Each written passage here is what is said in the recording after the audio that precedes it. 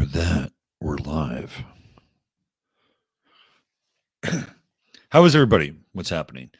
It's Sunday night, and Robert Phoenix here with Sunday Night Astro Live. And as you can see, the coronation is taking place behind me. The real king behind me is being crowned. That's Jasper. He's right here. Jasper, you're the once and future king, aren't you? Yes, you are. The once and future king. He's right in there. Yeah, he's getting crowned. This guy's an imposter. He's a fake. He's a fraud. The real king is here. Look at that. He knows it too. This is how a king acts. The king acts like he's been here before. Like this is his place. So instead of the crown going on the king goes on the crown. How's that right? Now I'm getting some hooks in the back. Getting hooks in the back. We're going to talk about old Prince Charles there.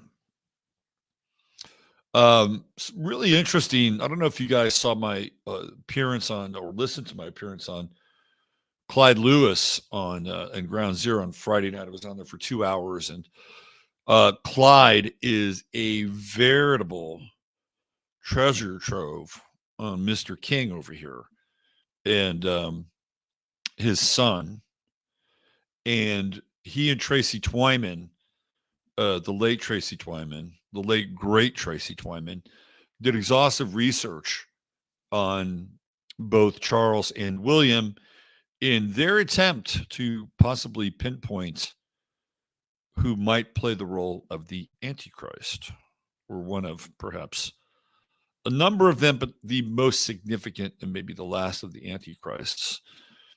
And his a lot of really interesting stuff came up on that show. Really, really interesting stuff. And apparently when you convert the entirety of Charles's name into gematria, it comes up 666. Just an interesting little synchronicity and coincidence there. And I wish I had more imagery from the event, but one of the big themes, and it was talked about on Friday night, was this idea of the Green Man.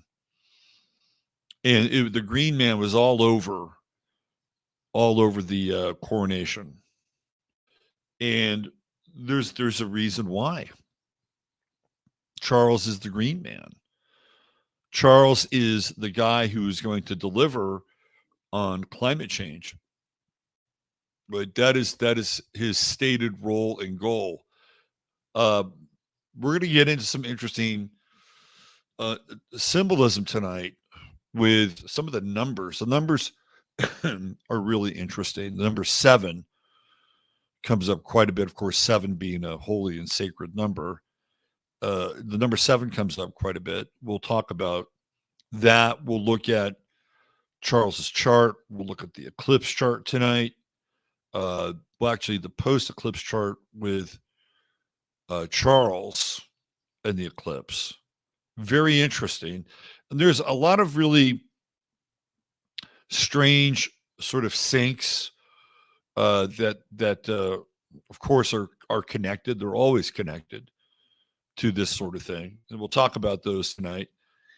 And we'll take another look at William's chart, because it bears witness. And I think if there's anybody who fits the bill of the AC, it's William, for a number of reasons. We'll get into some of that tonight. And while I was on the show, there was a caller who brought up a very interesting point, and one that I'm not sure I necessarily agree with. But the caller said that William would be eliminated, and that Prince Harry would take his place. Now, that's almost virtually impossible if you're playing the bloodline game, because pretty clear Harry's got a different bloodline. So if you're playing the bloodline game, Harry doesn't fit the model. But when you look at, so the guy who called in said, it was really to bring Meghan Markle into the position of being the queen. And Clyde kind of laughed it off. And I didn't really have anything to say. And I didn't really have a chance to look at her chart. But if we can believe her chart, Meghan Markle is going to be a political presence at some point in time. And there's a number of different pieces that I'm going to bring up around that. And you may scoff at the idea of Meghan Markle as being, I'm not going to put her in the queen seat. You may scoff at Meghan Markle as a political leader, that she's a lightweight and being fluffed up, and that may be true.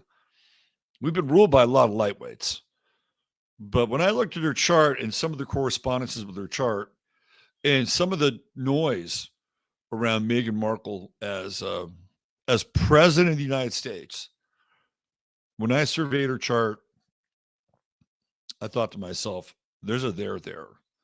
As much as I would hate to admit it, there's a there. And Meghan Markle's story is strange and bizarre in a lot of ways. And she feels like there's theories, of course, like, for instance, I'll give you one, that Bill Clinton is the offspring of a Rockefeller. That's not an absurd theory. In fact, many people in Arkansas know this to be true. And that he is the son of Winthrop Rockefeller. And I've gone over this model before in previous shows, and the model has to do with the movie The Devil's Advocate, because they're telling you in the movie how the game works. And Keanu Reeves' character, and if you're new to the show, I'm going to break it down for you. If you're old or you've been around, please just bear with me here. For new people, that in the movie, Keanu Reeves' character, Kevin, is a cipher of Bill Clinton and Hillary Clinton. And so how do we know this? Well, number one, in the movie, he gets a pedophile off. He's a lawyer. He's a small town lawyer, I think in Florida. He gets a pedophile off. Hillary Clinton did it. That's on the public record. Hillary Clinton, when she was a lawyer, got a sex offender into a not guilty verdict. Okay, so that's part of it. The other part is that in the movie, Keanu Reeves does not know who his father is. He's essentially, quote unquote, a bastard, right? Bill Clinton is a bastard. A lot of people fail to understand this. Bill Clinton's mother was not married when she had him. And in the movie The Devil's Advocate, Kevin's father is, well, the devil himself. And what he does is he goes around and he plants his seed in women all around the country. And this is this is not uncommon for the so-called elite to do this, that they'll drop their seed into various people somewhere along the way, and they'll farm them. They'll kind of come back and farm them. And Bill Clinton was one of those farming projects. So it's not uncommon for people to have unusual pasts, adopted, or sometimes their parentage doesn't even really add up. There's a really interesting character who posts a lot of material over on Henry Mackow's site, and I don't vibe with everything that this guy says. But what he does is he gets into the where two stars get together on a movie set, and they actually have children while they're on the set, and then those children become stars in their own. But it's also kind of a bloodline thing. And I think the latest revelation is that Ashton Kutcher is the offspring of Demi Moore and Anthony Kiedis when they were boyfriend and girlfriend in LA. And the age disparity actually works. Now, the whole, Kutcher and Demi Moore thing gets a little weird at that point, right? But I'm just giving you an example. Meghan Markle is one of those people, like that this guy has figured out that she's the byproduct of some kind of a movie liaison. But these movie liaisons are connected to a bloodline, right? So I don't know if I completely buy that, but there's something about Meghan Markle that is different. I don't think she's you just don't get married to royalty like that, right? Like the redheaded stepchild didn't go run off and marry Meghan Markle because he wanted to piss off the royal family. It's he didn't do it to. It's like, oh, let me go marry a mocha colored mate, right, to piss off the royal family, because the royals are they're very clear about shit like that. One of the stories, if you believe that Diana was indeed killed when she went into the tunnel, one of the stories was that she was actually pregnant with Dodi Fayed's baby, and there was no way in hell that they would allow the mixed race child of the Princess or Duchess of Wales, right? That she was not going to have that baby. By hook or by crook, that was not going to happen. So unless these marriages are totally arranged, they generally aren't allowed to happen. Now, again, you could make a case that the redheaded stepchild doesn't have the bloodline, so it doesn't really matter. But there's something about Meghan Markle's chart that does set her apart, and she fits the demographic. Right? She fits the demographic of what's happened since 2011. And in 2011, Regulus went into the sign of Virgo. It went from Leo to Virgo. Fixed stars rarely change signs. And in 2011, we witnessed that. And once that happened, it was a pivot from this idea of divine rule, divine law, kings and queens, and moving into like the plebes. And Meghan Markle theoretically comes from the plebe class. So she fits the profile of this kind of new model of Regulus. And when I started to kind of dive in on the press stuff for Meghan Markle and the priming of her to become president, it's significant. They're priming the pumps, is what they're doing. They're way out ahead of the curve, so they see the ideas of this person potentially being. And she's actually done interviews around the whole thing. And it's like Meghan Markle has zero political acumen, but that hasn't stopped other people from running for president. I mean, even Bill Clinton, who was the governor of Arkansas, how much political acumen he actually had, it's really hard to say. I mean, Clinton's one of those made men. He's a turtle on the fence post. He had the right seed, essentially.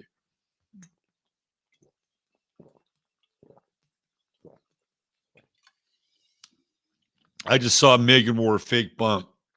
So did Kate, by the way. Kate and Meghan both had fake bumps. Beyonce had a fake bump too. A lot of these women, sometimes they're not even women, which we have to acknowledge. Or some people will say that Meghan Markle is not even a chick, right? That she's one of these in vitro trans contract babies. You can decide for yourself what you think along those lines. But if you look at sort of where these trajectories are headed, right? Like right now they're going back in time, and some of it is true, right? You could go back in time and you could see that there are these royal personages that are on coins and stamps and paintings that are decidedly black. Okay, so there was literally a black nobility in Europe. Now, to say that everything in Europe was completely black, I think would be overstating the case, because there's plenty of examples of also not black nobility, right? But what we're seeing now is we're seeing this kind of remake of everything. And who was it? Was it Mary, Queen of Scots, Mary Stuart or Anne Boleyn? I forget which one. The one that got her head cut off. They did a whole Netflix series, I think, on her, and she became black, right? So Meghan Markle fits the psychic profile of that story or that narrative, right? She fits the psychic profile for that narrative. So we're going to look at her chart tonight, and it's actually a very surprising chart, and there's, again, some very surprising correspondences. Have I ever read the Screw Tape Letters? Everybody asks me that. No, I haven't. I've read some C.S. Lewis, but I haven't read the Screw Tape Letters. Maybe I should. There's about 1,000 books I should read. You know what else we're going to get into tonight? I didn't put it on the header, but I want to talk about the Chiron return tonight and the compression of time, and why, if you are either approaching your Chiron return or you've just gone through your Chiron return, you're going to want to listen to what I have to say about the Chiron return and the compression of time. It's very important. It may be one of the most important things I've ever shared on this platform. So we'll talk about that tonight as well. What else are we going to do? Some really interesting birthdays tonight. Super interesting birthdays. There's a type, right? There are days where there are types. And today is one of those days, man. Today is one of those days. We're gonna go through some types and profiles, and we'll see some patterns for this day, March 7th. The number 7 comes up big today. It will come up big in our discussion with the coronation. And let's get on with the show. So before I do, let me talk to Chad Tari and the crew. So again, if you're listening and watching, you just bear with me. I'd like to greet people here and see who's here. And once we get through this part, we'll dig into the astrology. There's my man DJ MC.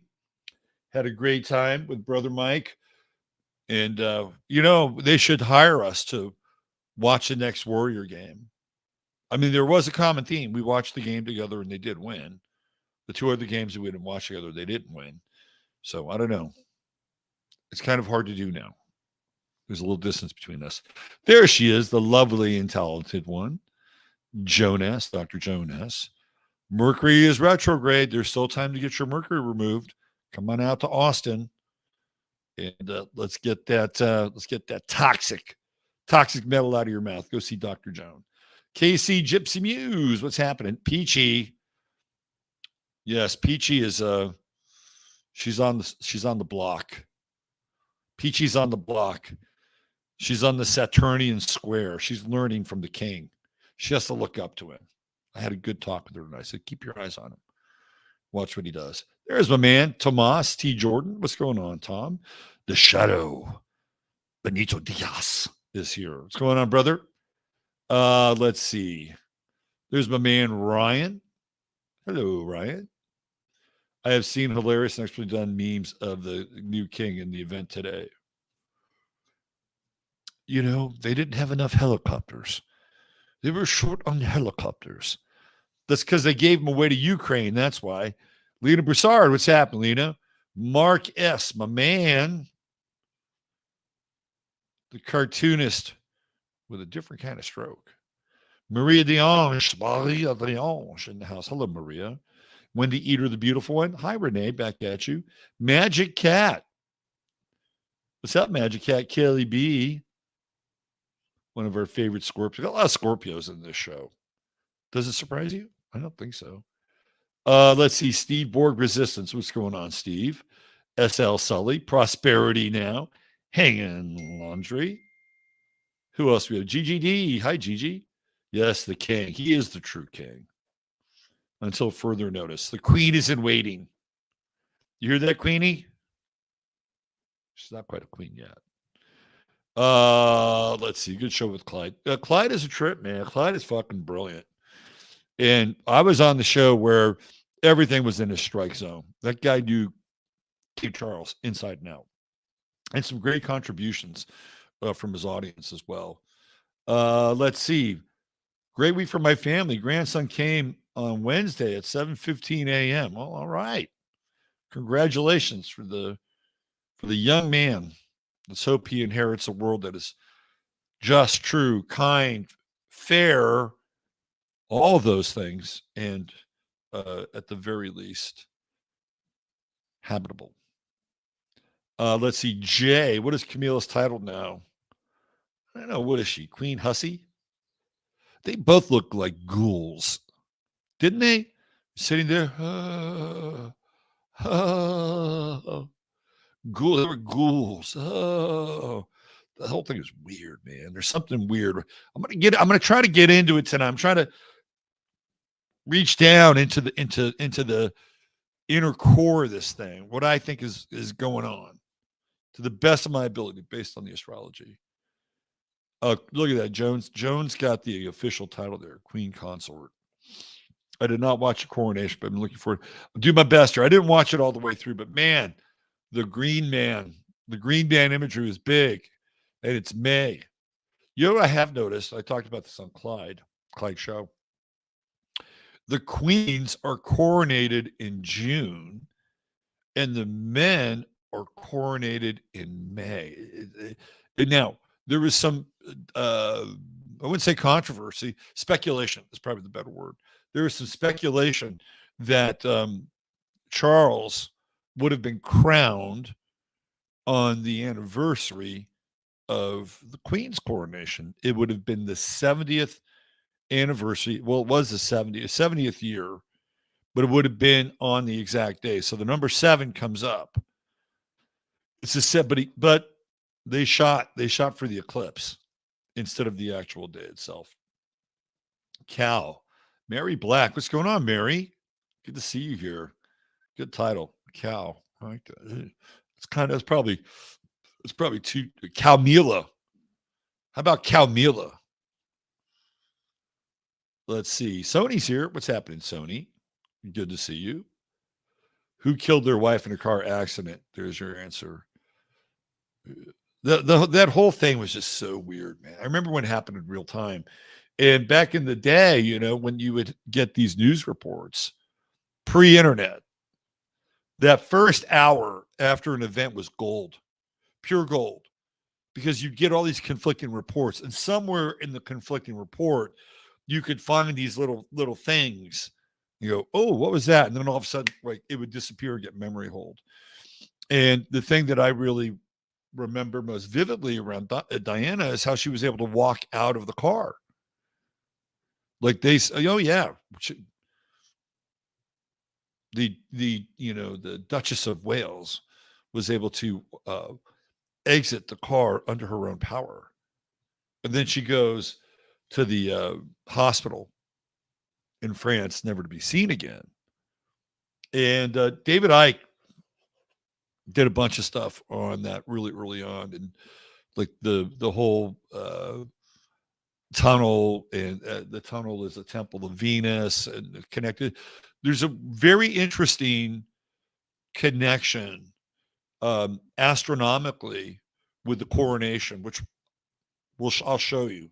It's a really interesting intersection of the ecliptic and the galactic plane at the time of the coronation. And I actually have a star chart that I was able to put together, and we'll look at that. Let's see. Look at that, SL Sully. Smash those likes. God bless you, SL Sully. That's awesome. Let's see. Who else? There she is. Fantastic. CC Jones. Green Man sounds like something I would make up to vex little kids, like Hobgoblin, to make sure. Well, the Green Man is the Jolly Green Giant, right? Green Man shows up everywhere.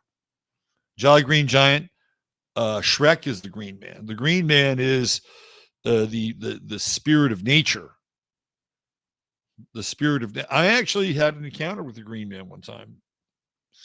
Yes, I know I was a little bit altered on some psilocybin, but nonetheless, I was with a person who corroborated the same thing at the same time. We were seeing the same thing, hearing the same thing, and unless it was a shared hallucination, um, I would say that there was a there there. It happened in the Olympic forest, rainforest up in Washington State, where the Green Man would hang out. If I was the Green Man, I'd hang out. The Green Man is everywhere, by the way. Let's see. Green Lizard Man. Oh, that's true. Zarelith Immortal. Hey, hey, hey, hey, hey, back at you. We truly have a Lizard King. He is. He's a Scorpio. He is a Lizard King, isn't he? He's a summoner. That's what I say. Now, there's a couple of different Charleses running around.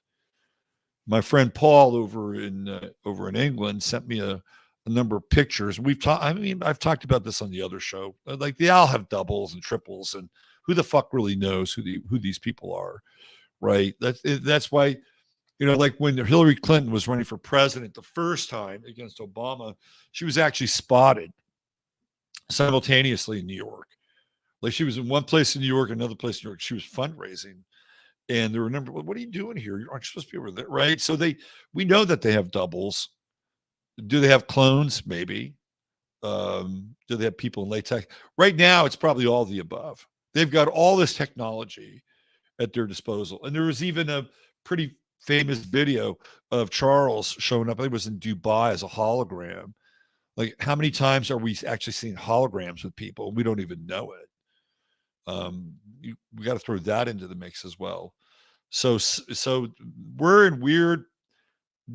beyond postmodern now. We are way beyond postmodern.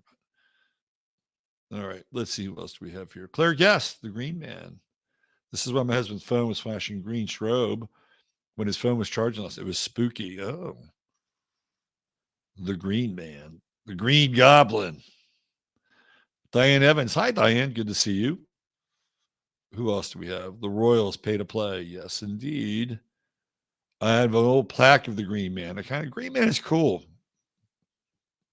This guy's going to play the role of the Green Man. He's all about climate change.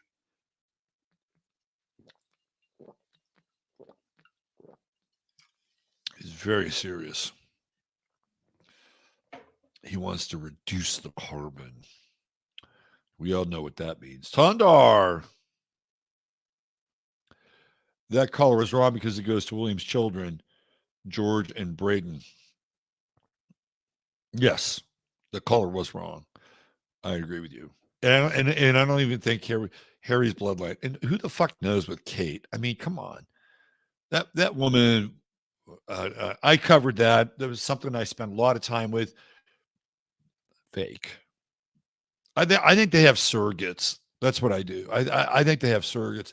Who knows, man? Maybe these kids are even hatched in some kind of in vitro technology, and who knows what they're synthesizing in terms of DNA. I mean, we're in a very crazy world now in terms of genetics. George will be next after Wills. You guys know your royal shit. I'm impressed. Road trip 1981. What's happening? Good to see you. Yeah, Clyde was adamant, man. But you know what happened? I was texting Clyde right at the end of the show because I pulled up Megan's chart. And that's a show where Clyde gets on a roll and then you got callers coming in. And unless the caller addresses you directly, I just kind of sit back. And so I had Megan's chart in front of me and I'm like, I'm waiting for a space. And I didn't get the space. And I texted Clyde towards the end. I said, hey, I had Megan's chart up here, dude. Like it's got some juice. And he said presidential. I said, yeah. So we had that connection. I've heard that he won't be in, and oldest son would go into position. Who's that from? Amy Gill. What's going on, Amy? Let's see. Susie Gemini is here. She is being groomed to come, and she's got the chart for it. Not only does she have the chart, there are a couple of other interesting birthdays on that day. Let's see. God awful witch. Charles is ushering in Agenda 2030. So the whole idea, we talked about this on Clyde's show, is that the Queen had told Charles that he should not serve more than 7 years. And if you do the math from 2023, 7 years brings you into Agenda 2030, right? Then he would take the crown literally and put it on William's head, right? Like that. He is the bridge between 2023 and 2030, the 7-year reign, which is what the agreement was. And his job is to enforce the World Economic Forum's green agenda. And he's talked about it. He basically told you in his little video speech that he has, he actually refers to somebody in the third person, him. And Clyde says it's his, what, immemorial majesty or something like that. Like it was, him was referring to him, meaning Charles. What's really weird is that there's this guy named Austin Reeves who plays for the Los Angeles Lakers. And I guess he had a really good playoff series against the Clippers. And he started saying, I am him. I am him. It has nothing to do with any of it, right? Like they call Austin Reeves Hillbilly Kobe. But Kobe, by the way, born at 0 degrees Virgo, which is Regulus now, right? And for a while, Kobe was the king. Kobe was him. Anyway, a little sports stuff. Markle knows what I should be doing, like washing my garbage better than for the Green Man. That's funny. Let's see, who else do we have? Is she even a woman? Well, that's a really good question. Monice Phoenix. Hi, Monice. Welcome to the show. Whoops. Here's my black box. Shasta Fogg. Hollywood doesn't like her, and Beyonce took the high priestess place on the East Coast instead of Meghan. I don't think it matters. At some point, it doesn't matter. Like, for instance, Joe Biden was a drooling fucking idiot that drew 10 people to every election rally. Did any of that matter? Just saying. She definitely has never had kids. Yeah. Hey, look, it's the Doomer Boomer. What's going on, Mishi? Good to see you. Mazu Mink. Hope you're doing well. Hope you and your mom are doing well. Lou B is here. Hi, Lou B. Who else? The Scaled Raven. Ooh, I like that name. The Scaled Raven. The Scaled Raven gazed upon the plain, surveyed its destiny, and turned away in vain. I don't believe they've sabotaged when it's railroad stuff. Okay. We got to get Benito back on the show again at some point. Let's see, who else do we have here? Meghan came in to disrupt the royals. The whole bloodline thing. I mean, I was trying to track the bloodline stuff over the weekend. Man, it is fucking crazy. Like, it's just crazy. The sabotage and the intermarriage, and it's just really nuts. Something happened with William of Orange. There was a interesting shift that took place, and then the crown is usurped. Right? You have all this like subterfuge and infighting, and one of these days, I'm going to try to dive in and make a bunch of connections. But it's really, really dense, really dense. Rizzy Beth, what's going on, Rizzy Beth? Good to see you. Yes, indeed. Got a good house here tonight. Good group. Let's see. Anybody else? Anybody else? Anybody else? Anybody else? Anybody else? Dondar, diversity outreach from the princess position. Disney beat you to it. House of Windsor. Seems to be that way, huh? Let's see. Baby is dead tired from graduation party. Food, food, food, bed, bed, bed. More graduation parties. Meghan totally fake, main bumps, but yes. Yeah. Who knows for chart is real? For chart's real. It's got a pretty good fucking chart. Just saying. Wasn't Clinton like 29, first elected governor? Yes. Total turtle on the fence post. Total turtle on the fence post. Kate is way too perfect. I know, right? Is she even human? I like the little kid. The little kid acts up a little bit. The little kid's got a little bit of spunk to him. I like how he makes faces. Let's see. Costs a pretty penny to get a fake butt bump. These people can afford it. Speaking of fake butt bumps, no, I'm not going to get into it tonight's show. Okay, we got a market update here. Market update from Southwest Florida Real Estate with Lewis Walden. Market update. Not many houses being listed, so way less homes selling per transactions. Lack of listing seeing prices remaining high. My experience, because I am looking for a new home for my mother, which means that I've been looking at listings. And Lewis, perhaps you can confirm this, but I'm seeing a lot of contingency sales on the market. So even houses that are in some form of escrow or some form of offer are tied to other houses being sold, which is never a good sign for a strong market. I think I said that right. All right, let's see. Duber Boomer, let's put her comment up here. The only part of the coronation that bothered me was all the religion blending they were pushing. Well, Charles is God now, right? That's the religion that they're pushing. He's now God on earth. And there was a scene.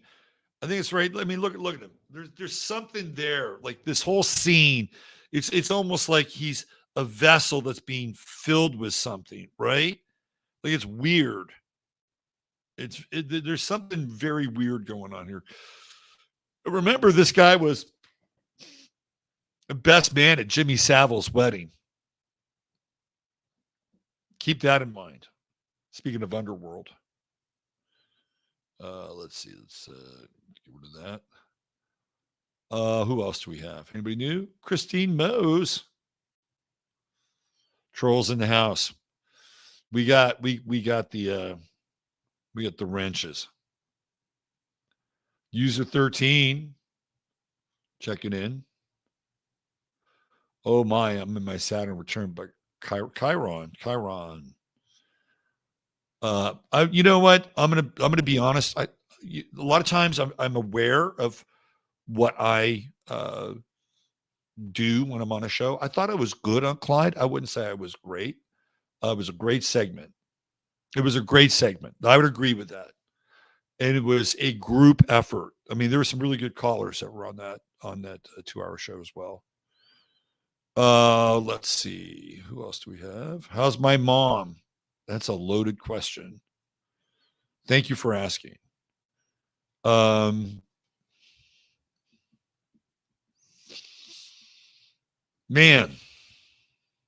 it's a loaded question. I would say she's better when I'm there, but my mother is not in a good place. She's not in a good place, and her body is breaking down. She's got heart failure and she's got kidney failure, and she's having the dawning realization that like her time is coming to an end, right? And that is hard for a person That is really hard. And, I'm trying to move her to Texas because, what are we going to do? Right. Are we going to put her in assisted living? She's not quite there. She's not there in hospice. And there's nobody there in California. She has some nice friends in the church and everything, but so the idea is to get her here, right? And that's the idea. And then she's got a bunch of anxiety that she may not make it here. And, we're working on the sale of her condo, and man, it's just a lot for her to have on her plate. But we got a lot done when I was there, and it's a really interesting process. Let's put it that way. It's an interesting process. And, I was, how do I say this? I was always closer to my father than I was with my mother. And like, I could actually have conversations with my father, like he would listen, and we could, talk about life stuff. Right. And, and I'm just being truthful here. I don't think my mother had the wiring for that. And she had the wiring to be like a good mother in terms of making meals and cleaning my clothes and doing things that were essential for our family. And I'm grateful for that. My father and I probably would not have been able to survive without it, to be honest with you. So I'm grateful for that. But but never had the kind of closeness that I had with my father, even though it was quite volatile. So spending this time with my mother has been interesting, to say the least. And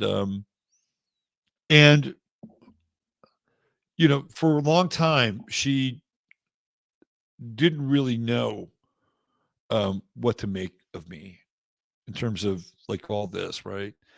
And she would have her friends, and they'd sit around and they would talk about their sons and their daughters. And maybe some of you understand this.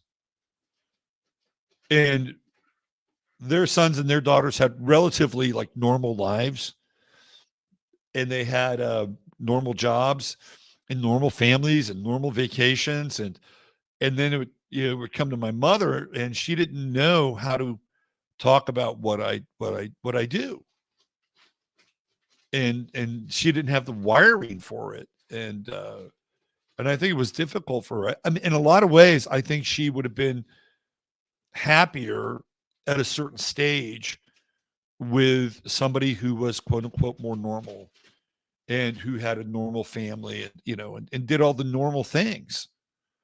Like, she could have wrapped her head around that, and it would have been comprehensible to her. She didn't know what to do in terms of me at a certain point.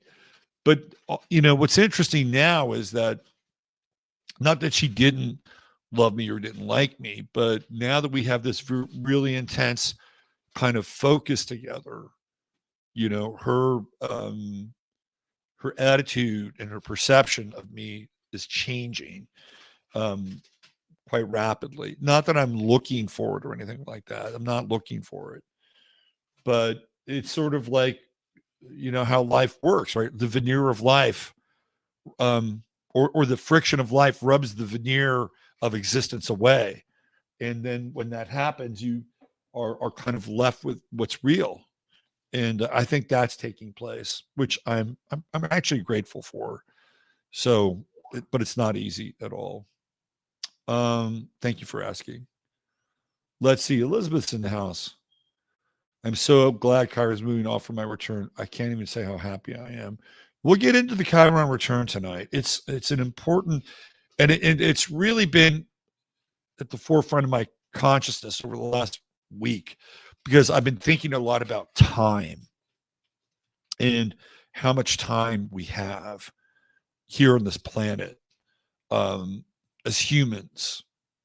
The time that we're in now, right? Time is, really, really interesting concept. And the Chiron return has a lot to do with time. Marie NYC, bonjour. Lisa Dawn T. Seguin is here. Peter Bayonne, what's happening, Peter? That was a good show with the Crimmies on Friday. I always love having the Crimmies on. And it was a really good show. Really, really good show. Steve and Chris bring a lot to the table. Is there an age? Yes, the age is 50. Miss Doomer Boomer. Peachy's causing trouble. What are you doing over there, Peachy? Bet you can hear. Red Pill, 78 GF. Good to see you. Hope you and your man are doing well. Grace Gravity's here. Claire. I don't watch any of it. Scorpio full moon can be rough enough. Yeah. Oh, the moon looked great last night, but it looked fake. I have to say it looked a little fake. Sometimes the moon doesn't look fake. Last night it looked fake. It looked like a kind of an orange decal against the sky. Just saying. Glemma Spence, what's happening, Glemma? Good to see you. Good crew tonight. Kellyanna, all the way from Ireland. Irish. Mother's Irish. That makes me pretty much Irish as well. All right, let's see. You like my style now? Oh, thanks, Kelly B. I like the paisley. They're calling RFK a fascist now. Oh my God. We it's sort of, we're living in the post-COVID blip. Like everything flipped and we're living in the post-COVID blip. Everything just got inverted. Are you going to come up here? Hey, come here. Come here. Let's see if we get Peachy over here. Come here. Come on. Peachy. Peachy. Peachy, come here. She's getting better with me holding her. Come here, Peachy. Peachy. Oh, she's a cat. It's a good show. Good for. Oh, she's coming over. Hey, come here, Peach. Come here, baby. People want to see you. Come here. Come here. Come here. Oh, that's my girl. That's my girl. We're gonna do a little. Well, there she is. Here she is. There's little Peachy. Let's say hi to everybody. Look at her. She's a cat from space. Look at her. Yeah. She's a little shy. Peach is a little shy. She's taking notes from Jasper. Anybody know much about cats? What kind of cat this is? Is this a special kind of cat? She looks a little special, doesn't she? All right, you can get down. All right. Let's see. Ghouls rule. Libras check in. What's going on? Let's see. Anybody else? I want to see what you guys think of Peachy. Let me get to the end of the comments. Jelena's here. What's happening, Jelena?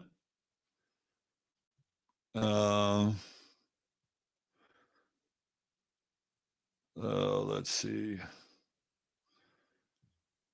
Kate Middleton has a Turkish background. Ooh.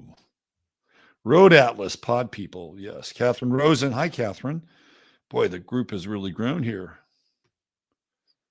Nothing rhymes with orange. I know, right? It's true. Steve Letro. What's going on, Steve? The royal tree is more like a tumbleweed. I know, right? It's the roots are gnarled. Totally gnarled. Let's see. Let me get down, bud. What did you guys think of Peachy? Let's see. Thanks for sharing. Yeah, you're welcome. Let's see what else we have here. I'm looking for some Peachy commentary. I gotta get to the end. I'm way behind. All right, here we go. We got to short hair tabby with a mix of Burmese. She looks different. There's something different about Peachy. Thank you, Magic Cat. Thank you. She looks like a Rex cat. Yes, the Peachy sighting. Erica E. Hi, Erica. She's coming out of her healing cave. Were you hanging out there with Aaron Rodgers? Peachy is beautiful. Peachy is a cutie. Look at it. We got albino. She's not quite albino, but she is a cutie. She looks like my kitty. He's a white 5-point Siamese. She's got something different going on. There's something different going on with Peachy. A little bit of calico, maybe. She looks like a meme cat. Peachy, what kind of eyes do you have? I think she has like greenish eyes or brown eyes. Golden eyes? I think she has golden eyes. All right, let's get into some astrology. And we've been getting into some astrology. Though I think when some people come on the show, it's like, when the fuck is this guy going to talk about astrology? Who's texting me on Skype? I gotta cut Skype out. All right, quit Skype. Okay.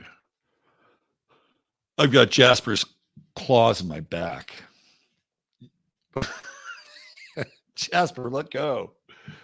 If you can see, he's got his claws in my shirt back here. Let me see if I can kind of locate him. Look at him. See that? He's like, don't forget about me. Don't forget about me. Look at that. That's funny shit, Jasper. Okay. Cats. All right. Astrology. Let's look at some birthdays. There's a pattern today. It's a very interesting pattern. What are we? Is it May 6th or May 7th? What are we at? May 6th birthday or May 7th birthday? Which one do I want to look at? Hold on. Let's look at May 6th. Even though today is what? Today's the 7th. Let's look at May 6th birthdays. I don't know. I'm just looking at May 7th now. But May 6th is really interesting. Where are you going? Are you going to go hang out with Peachy? No. I guess Jasper's tapping out. Oh, let's just go to May 6th. The coronation birthdays. All right, so I'm going to read off some of these names on May 6th. The first one that grabs my attention is Tony Blair. Tony Blair, May 6th guy. So it was Tony Blair's birthday on the coronation. I am not a Tony Blair person. Not in the least. He's got a pretty strange chart. Let's look at his chart. Let's take a look at Tony Blair's chart.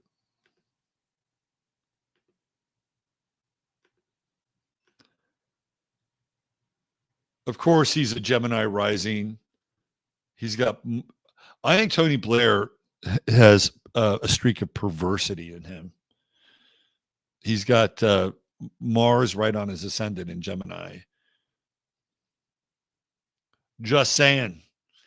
And then Jupiter right at the edge of Taurus, right there, 29 degrees. Conjunct the ascendant, 12th house. He's a 12th house sun. He's got so many fucking secrets, Tony Blair. So many secrets.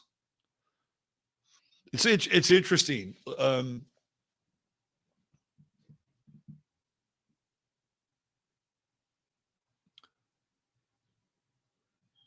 Who else is a 12th house sun? Joe Biden is a 12th house sun. Hillary is really close to being a 12th house sun. She's a Sag rising. Hillary has Jupiter on her ascendant in Sag, and her sun is right at the edge of the 12th house conjunct the ascendant. I haven't done a formal kind of dive into people in power and the 12th house, but it would make sense in a lot of ways that their motivations and their identity would be completely hidden. Clearly, that's the case with Biden. Clearly, it's the case with Tony Blair. Hillary Clinton is on the cusp of that. So what do you see with Tony Blair? You see the moon in Aquarius, true node in Aquarius. And, it's kind of, I don't know. I think I'm not obviously somebody who lives in England, but I remember, or I've seen like footage of like the guys from Oasis who were into Tony Blair. You know, and he was kind of that guy for a while. You know, it was sort of like the uninformed younger generation artistically was kind of into Tony Blair. And I think you can see that with the moon in Aquarius and the true node there. And the moon, in a lot of ways, it acts as almost like a reflector in terms of how people, you know, view the individual. Or like you can almost place your own sort of subjective value on that person. And you know, if you're looking for a guy who's going to stump for a one world government, it's going to be somebody with the moon in Aquarius and the true node conjunction in the 10th house.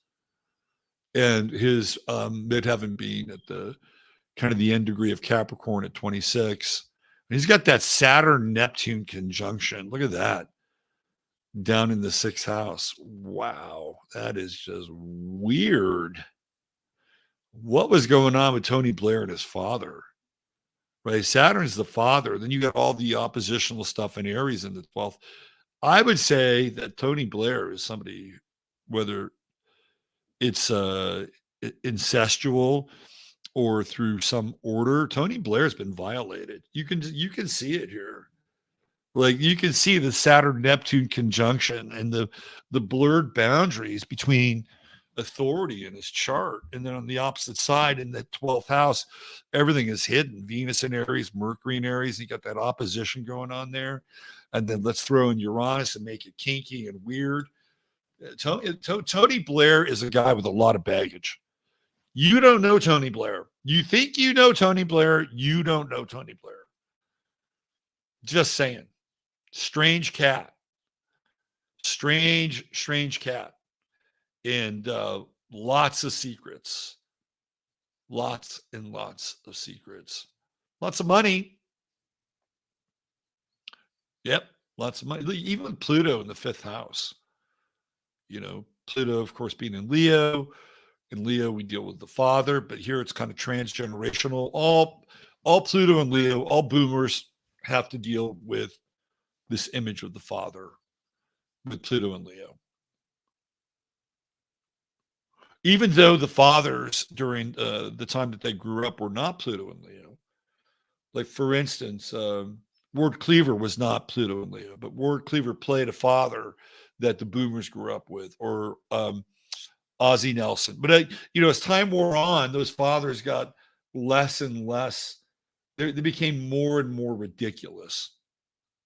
More and more ridiculous. So by the time you get up to the 60s, the fathers are just buffoons. And that I think is in some ways the baby boomers getting back at their fathers, especially during the 70s.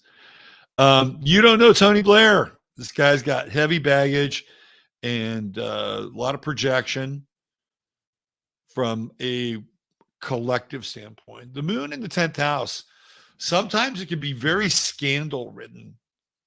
Very, very scandal ridden. What degrees is moon at? 11. Man, I'm surprised that he's gotten through the Saturn opposition on his Pluto. He must have a lot of connections, because that moon in the 10th house is ripe for scandal, especially during this time when we had Uranus in Taurus, Pluto, squaring Pluto. Where's the sun? 15, transiting Uranus is right about here. It's never too late. Where's his moon again? It's never too late for a good scandal, Tony. Never too late.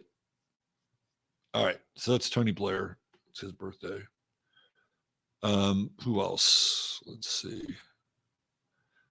There's types here on the 6th, right? There's types. Whoops, I don't want that.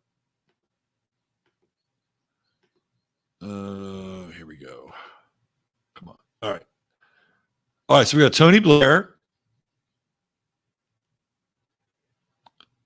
And then we have, for all you conspiracy fans out there, guess who we have?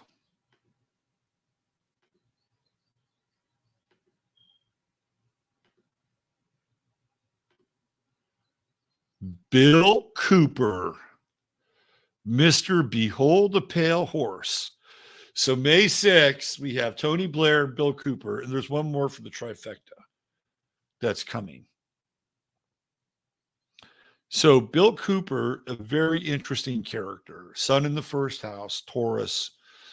My personal story around Bill Cooper, whom I did not know, but I had some strange connection with a person who did know him.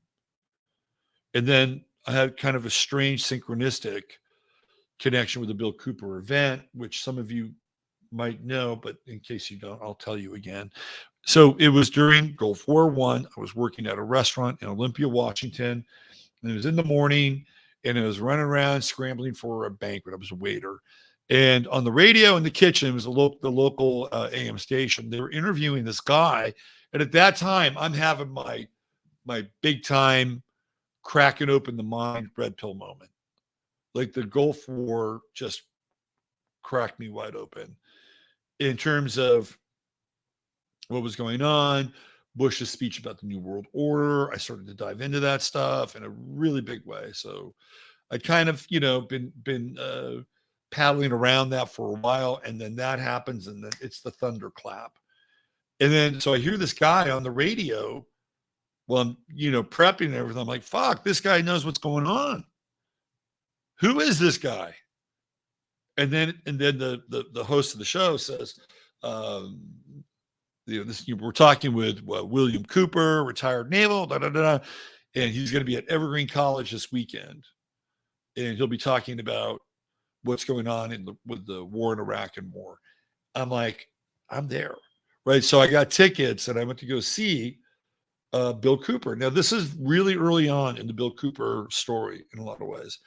He just printed Behold a Pale Horse. So I actually have a first press copy of Behold a Pale Horse. It's in mint condition. It's kind of an odd book. It's a pastiche of a lot of different things, just like how Bill Cooper's presentation was. It was a pastiche of a lot of different things. And we spent Saturday with his, remember now, this is 1990. And we spent Saturday looking at, what was 1991. 1991. So let me make sure here. I got to get the right date. Hold on.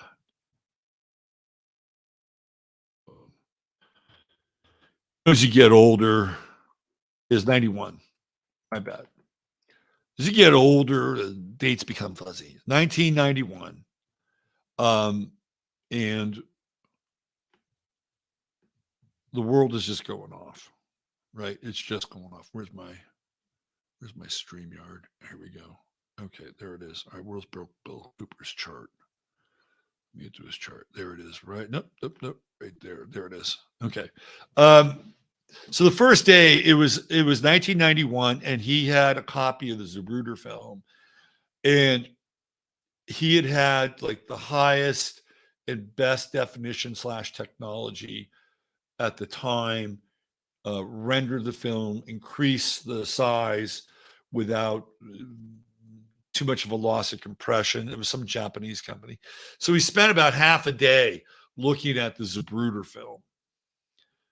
And basically what Cooper said was that the driver of the car was the one who offed Kennedy. Now, I know a lot of people don't think Kennedy died, but for now, for the sake of argument, or Bill Cooper, let's just say that that's true.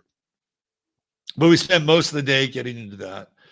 And then he had some strange stories. Like the thing with Bill Cooper during that presentation is that I never got the sense that he had put it all together yet. Like he was still putting things together. He had like anomalies on the moon, like a lot of the structures that they have on the moon, stuff that Jay Widener would later use. Like some of those pictures were out there. And so he had those up on the screen. And, clearly I was fascinated, and I devoured the book, and there's some interesting parts and some less interesting parts. But what's fascinating about Cooper is he was really kind of an undependable character, and he had a terrible temper, an absolutely terrible temper, and he was a full-on alcoholic.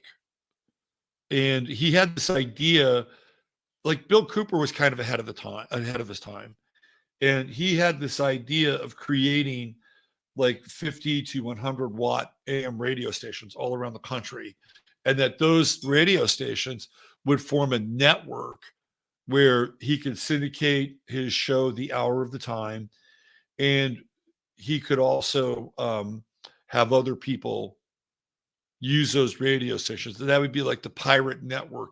And so what he was really doing was he was kind of envisioning the internet, for lack of a better term, right? And you could see all of it here, like, you know, Uranus and Mercury and the moon and Saturn, all in Gemini. It's all about communication, all about communication. And he has Jupiter in the third house, which is Gemini's house. So that was his idea, right? And later on, like if you go back onto YouTube and you listen to some of his YouTube broadcasts, Bill Cooper would wind up putting it all together. He became a very powerful and very effective orator. And when I first saw him, he hadn't quite gotten there yet, but he eventually did. And a lot of you know the story. There was a shootout at his home in Arizona. So, you know, here's his Mars in Pisces. He had a really bad temper. Really bad temper. So he went down and he showed. I met this guy who was a very interesting character. It was part of the original kind of UFO story, like that emanates out of Washington back in the 1950s. And he was a retired Air Force colonel, major, I think. His name was Wayne Aho, A-H-O. You can look him up. And I met him on my 30th birthday in Mount Rainier at a cafe, him and his wife and his buddy. Really interesting encounter. And I actually became friends with him. And we would exchange, back in the day, you exchange letters. And I had his phone number. We talk in the phone, and he was a really, really interesting character. So I asked him about Bill Cooper, and he said, be very careful with him because he's an alcoholic and he's very angry and dangerous. Like he knew who he was, and he was kind of giving me this caveat with Cooper. And everything he said about Cooper was not wrong, by the way. And you can kind of see some of it here with the Venus-Neptune square. And I can see where this Venus, just an immense distrust of people. Venus-Mars square, argumentative. Venus-Neptune square, there's no bond for trust. And there's even some addiction in there. But it's the Mars square, Uranus, Mercury, Moon, Saturn, like Bill Clinton, Mars and Pisces. Like Bill Clinton was a ticking time bomb ready to go off, but he was fucking brilliant. You know, he was brilliant. And when you listen to some of the Hour of the Time stuff, you can almost get a sense that he's channeling in some ways.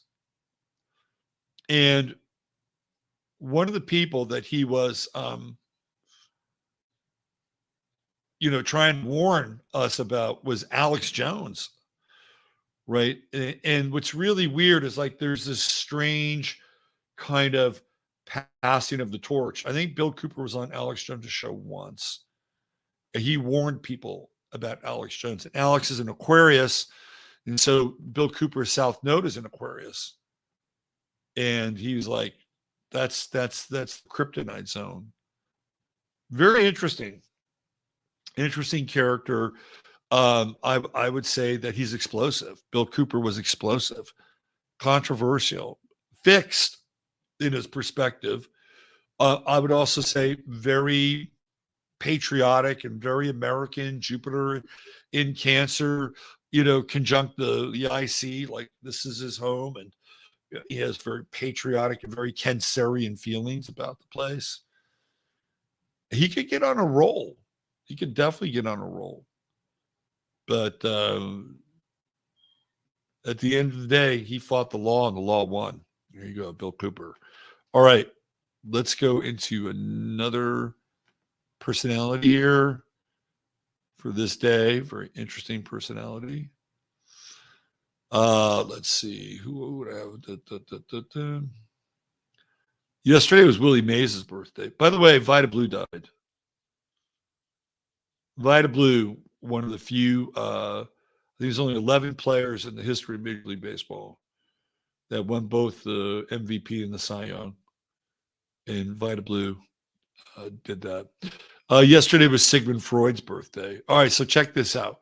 We've got Tony Blair. We've got Bill Cooper. Now we've got Sigmund Freud. We have A.P. Giannini, the guy who started Bank of America. He's on this list. Just, May 6th, man. What a notorious day. Let's see. Edward Jenner, the guy who's supposedly the father of the modern vaccine. Like, it's his birthday. Jim fucking Jones. Mr. Guyana. It's his birthday. So Jim Jones and Bill Cooper have the same birthday. You know, there's something culty about Taurus. There's kind of a culty vibe about Taurus. And Jim Jones clearly had the cult thing going on. There's even like a cult of Freud for a while, although he's certainly fallen from grace in a lot of ways. All right, we got Willie Mays. All right, we're not done here. We got more for May 6th. Let's see. I'm saving the, well, I didn't say the best one for last. It's Bob Seger's birthday. Yesterday was Bob Seger's birthday. Very underrated, Bob Seger. I like Bob Seger. Let's see. Who else do we have? Okay. The Orson Welles. Wow. You know, it's really interesting that Bill Cooper and Orson Welles, radio, oratory, Mercury Theater, you know, Orson Welles with War of the Worlds, one of the most famous radio events of all time, right? And he's talking about the invasion of the Earth from Mars and the end of the world. And Bill Cooper is trying to enlighten people about the end of this world and the beginning of a new world order. And Bill Cooper actually fucking talks about aliens, right? He talks about aliens along the way because he had a contact with the USO that came out of the ocean. Like, the whole alien thing is kind of in the background with Cooper. So he shares the same birthday as Orson Welles, even though I don't know if Orson Welles believed in aliens or not, but he sure as hell was able to scare the shit out of people. And then the final person on this day is Maximilian Robespierre, the guy who was in charge of beheading thousands and thousands of people during the French Revolution. Maximilian Robespierre. Yes, indeed. Yeah, I think eventually he lost his own head, didn't he? Taurus. Where was Algol at that time? Probably pretty close to his son. Here, let's take a look at this chart. Let's do a little Robespierre chart.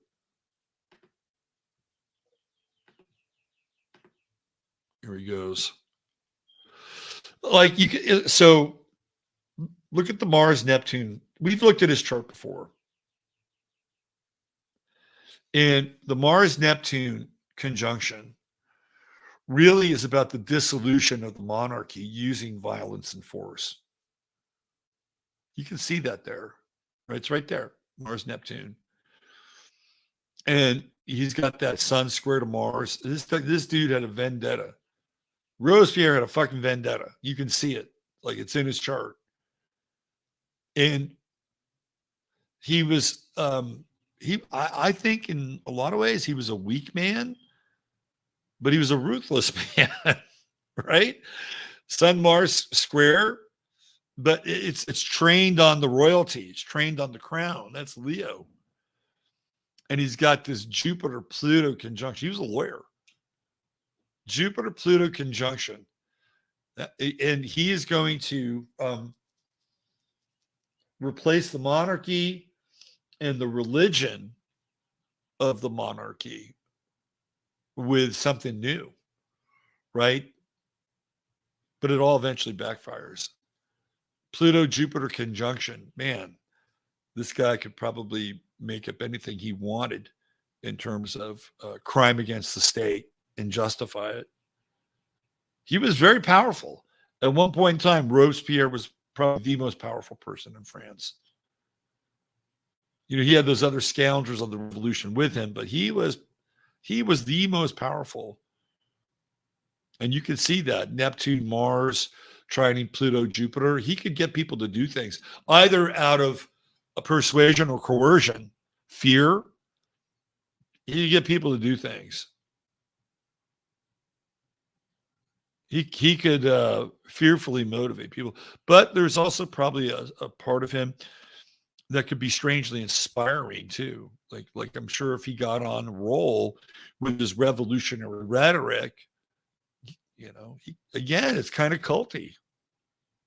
It's the cult of the revolution. Aquarius rising. He's a destroyer.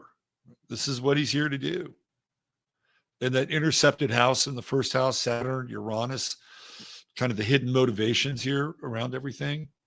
It's a pretty intense chart, I have to say. He's got this balsamic moon, and yet it is really engaged with Moon Pluto, right? In Aries. You know, where it should be letting go, he's not letting go. I think this is the chart of a destroyer.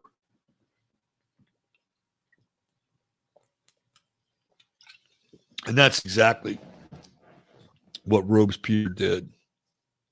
And even the retrograde, you know, it's like, what would happen if Jupiter and Pluto weren't retrograde? What if they were direct? Could he have been a meaningful and scrupulous social reformer? I guess we'll never know because they weren't. So how about this day? All right, let's do a name call. Once again, Tony Blair, Bill Cooper, Jim Jones, Sigmund Freud, Robespierre. What a rogues gallery. Wow. Very interesting day. Very interesting day. If you're born on May 6th, you get to play the role of Redeemer. Or maybe not. Maybe you should take your place amongst the May Sixers. You have the Jan Sixers, right? These are the May Sixers. Very interesting day.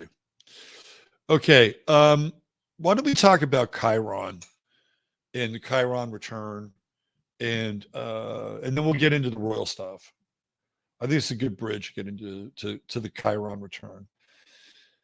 So right now, let's do a chart of the moment. We'll do a chart of the moment so we can do a visual with Chiron. I think Chiron is really important. I think it's one of the most important aspects, objects/aspects in a chart, in my humble opinion. Let's do this. I have a song stuck in my head now. You're probably asking, what song would that be? $1 Million Babies. $1 Billion Babies by Alice Cooper. All right. Here we go. Let's do all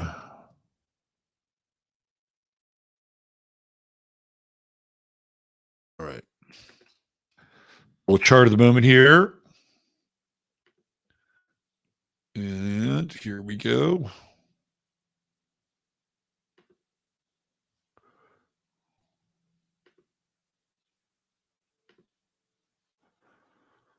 All right.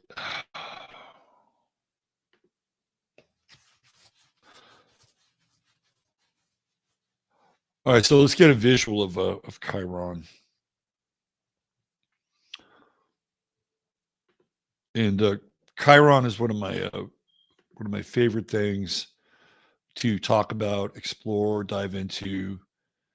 The mythology of Chiron, the redemption of Chiron, the fall or the Chirotic crisis. And all right, so we'll do just a little quick thumbnail of Chiron. Discovered in 1977, in between Uranus and Saturn, theoretically at one time, maybe part of the Kuiper Belt. There are all these objects, big chunks, right, between Uranus and Saturn, and all those chunks are named after centaurs. None of them have orbits on their own except for Chiron and another one called Charlico. And Charlico is named Charlico because Charlico was Chiron's wife. So there are two, and we don't really talk about Charlico too much. Probably should, but I'd have to understand the nature and character of Charlico a bit more. But Chiron has this 50-year cycle that it's involved in, and when it's in a particular sign, we can see it right there. It looks like that key. When it's in a particular sign, it doesn't have, like for instance, we know that Saturn cycles are a little over 7 years. We have Jupiter cycles 12 years. We have Neptune is in a sign for 15 years. Uranus is in a sign for 7 years. But the Chiron cycles are not always divvied up the same, like Pluto cycles aren't always divvied up the same. So you could have Chiron in Aries for, I don't know, I'm not sure how long it's in Aries for. Was it like 6.5 years? But you could have it in another sign for 5 years. But ultimately, at the end, it'll all add up to 50. So it's not an equal 50. It's not, right? Because you got 50 and then you got 12. So, right. So, but that's the cyclical sort of portion of Chiron. And Chiron, of course, is a centaur, and the progeny of Kronos and Philyra. You guys know the story about Chiron. Chiron's rejected by Philyra, his mother, because he's half centaur or half horse and half kind of magical human. And she doesn't like the way he looks because Kronos showed up looking like a white stallion. And he either did it to dodge his wife or he did it to attract Philyra. A couple different stories around that. She doesn't dig him. She rejects him. There's shame. There's all these attendant feelings around Chiron, revulsion, abandonment. She beseeches the gods to never allow her to have a child again, turn her into an inanimate object. The gods listen to her. She becomes a tree. Chiron's abandoned, but quickly thereafter, he's adopted by Apollo and Demeter, and he becomes their adopted son, and they teach him everything, right? They teach him about astrology and about music and about healing and war and all these poetry. Chiron is a Renaissance dude, and he becomes a very important figure in the chronicles of the Iliad and the Odyssey and all the heroes. He's their teacher, right? He's their teacher, and so he's a very interesting character. As a symbol, like we deal with Chiron in terms of our balance between duty and order, which is Saturn, and disruption and destruction and creation, which is Uranus. And that's the line that Chiron sort of toes, right? And most people tend to be Saturnian because they want to do the right thing. They want to get the right degree. They want to marry the right person. They want to get the right job. They want to get their kids in the right school. Like Tucker Carlson is Saturnian. Now Tucker gets to deal with the Uranian side of his nature, right? Because he's cut loose. And most people are Saturnian, but at some point, everybody has to deal with Uranus. Everybody has to deal with the disruptive part of their being, the creative, the chaotic side. You have to deal with it. Now, there are some people who are very Uranian, and then at some point they've got to deal with Saturn, and they have to have more structure and more order in their lives. So it just depends on where you are in that spectrum. Now, the Chiron return happens at the age of 50. Because it takes, so if you have Chiron at 17 degrees Aries, congratulations, this is your Chiron return. And I'm not going to get into every single sign with Chiron, but just note that since Chiron's been in Aries, we've been dealing with a lot of shootings. Whatever your thoughts on the shootings are, right? Whatever your thoughts on the shooting, we've been dealing with a lot of shootings since Chiron is in Aries. Guns. The United States Chiron is at 20 degrees. And I believe that when Chiron hits 20 degrees this year and next year, there is going to be a very large push to disarm the American people. And it's already happening. It's already happening. In Washington State, you cannot own what's called a semi-automatic rifle anymore, right? So AR-15, AK-47, Washington State, forget about it. Illinois, forget about it. California has been to forget about it for a long time, right? So you can see that it's whittling away. Here in Texas, we just had a big shooting up in Allen, Texas. I'm not going to get into that right now, but it's part of the Chiron and Aries pattern. So at 20 Aries, there's a reckoning. It's the Chiron return for the U.S. So the last Chiron return for the U.S. was in was it the 1973, right? Is that right? Let's go back in time. So let's see, 83, 93, 203, 213, 220. Yeah, so 1973. That was the last time Chiron was at 20 degrees. Anyway, when you're 50, right, you're supposed to integrate Chiron. You're supposed to integrate it. So whatever your lesson around Chiron was, you're supposed to integrate that lesson. So for most people, this Chiron or chirotic crisis, let's say this was the chart of a client. One of the things that I would engage the client with was the period between 16 and 18, right? Because that's the degree of Chiron. Chiron retrogrades. So I would talk about this time because it's usually around this time that people have what's called the chirotic crisis. And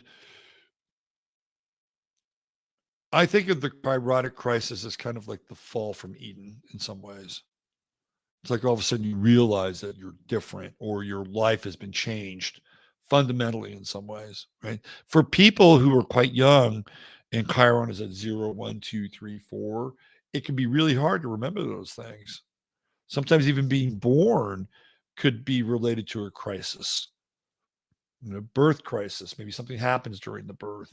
Maybe just occupying a body is stressful, right? So these degrees of Chiron are interesting. So when you're 50, right? Let's say today was your birthday, and you've just gone, you hit your Chiron return, or maybe it was last week or last month, right?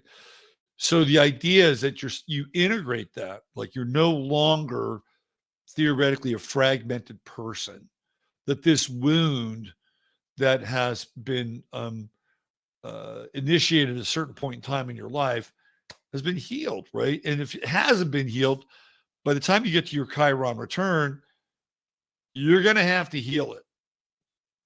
So I'll give you my Chiron return story. Some of you've heard it. If you're new here, I'll share it with you. So my Chiron is at 28 Aquarius. And when I was 28 years old, I didn't know it at the time, but I had a nervous breakdown. And I was under immense amount of stress. And I did something that I didn't really want to do at the time that I did it, which was get married. And I was into the person that I was getting married to, but it was just too fast. The time scale was off, and I lost my shit, right? But I never really fully dealt with that. And I have Chiron in Aquarius, so again, it's it's kind of kooky. And when just as my Chiron return was happening, I had a moment where I, I was under a 3-day hold, right? That happened when I was 50. So I got to deal with it. And I don't have a problem talking about it. It was one of the most powerful moments of my life, right? Like, so for me, Chiron, Aquarius in the third house had to do with being crazy. And that was my chirotic wound, right? Like to heal the crazy. And I went through that. I don't think I would change that moment again. Maybe slightly, but I'm not sure if I would change it because I got to face my fears during that period. Like I had to sit down across from a therapist, a psychiatrist, not a therapist, a psychiatrist. And I had to have this conversation with this guy about my ideas and how I saw the world and my theories, because at that time, the person that I was with had clearly debriefed the psychiatrist about my ideas, right? And so I had this really interesting connection with this psychiatrist. And I remember, you have to meet with these guys, right? And I remember meeting with him, and there was this really profound moment of humanity that he shared with me kind of indirectly. Like he knew I was a real person. And he had this admonition or this admission to me. And it was, there was a time where I could help you more. And I'm sitting there listening, what does he mean by this? And he said, but I can't really do that now. Now I have these codes that I have to follow. And essentially my hands are kind of tied. And I'm like, wow, this is an interesting moment I'm having with this dude. And I could just see the facade of the psychiatrist sort of melt away, and him realizing that I was a real human, and that my my feelings, my fears, my perceptions, maybe he didn't agree with all of them, but he knew in some ways that there was some validity to my experience. And it was really a very profound trip. And the whole idea was to get up to the next level, right? Because when you go in, you're in the bowels of this hospital. Really is what it is, right? You're in the bowels of it, and it really is like the bowels of. I mean, it's very Jacob's ladder kind of esque.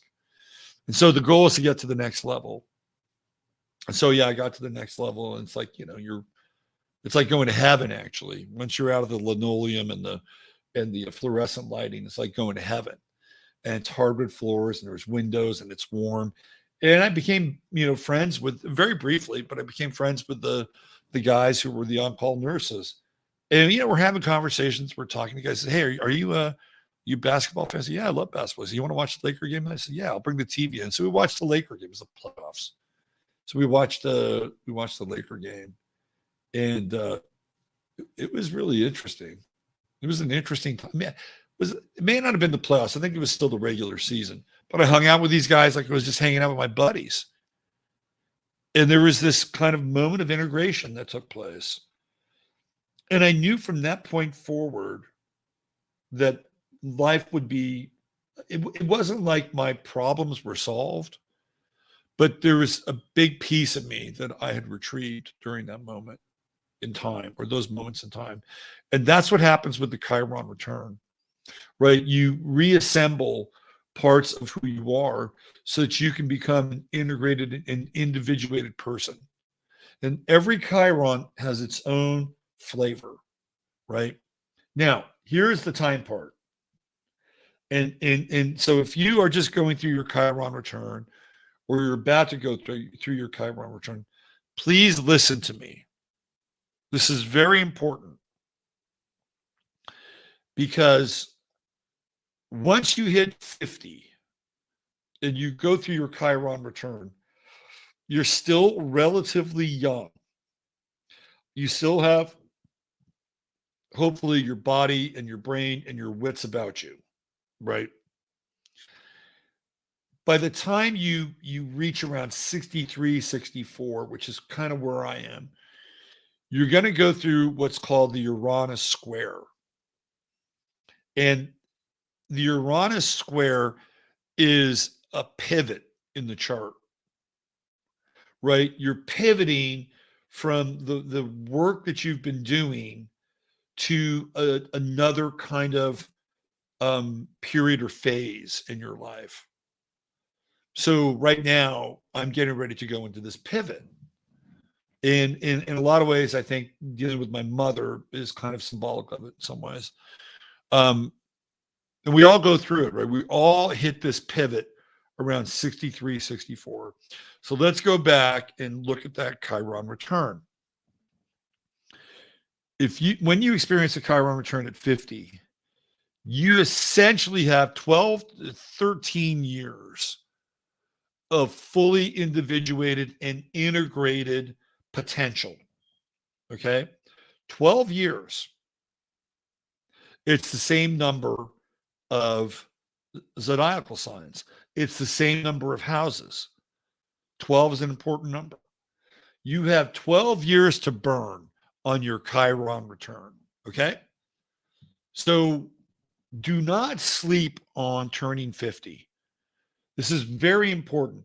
In a perfect universe, you'd have another 50 years to work on your Chiron return, right? Because that's the beauty about the Chiron return, is this integration. You kind of know who you are at that point, and your body is still, relatively pliable, and you have some tensile strength, and you're in a phase of your life where you're still fairly operable, right? And even up until 60, 61, not that I'm inoperable, but those 12 years are really important.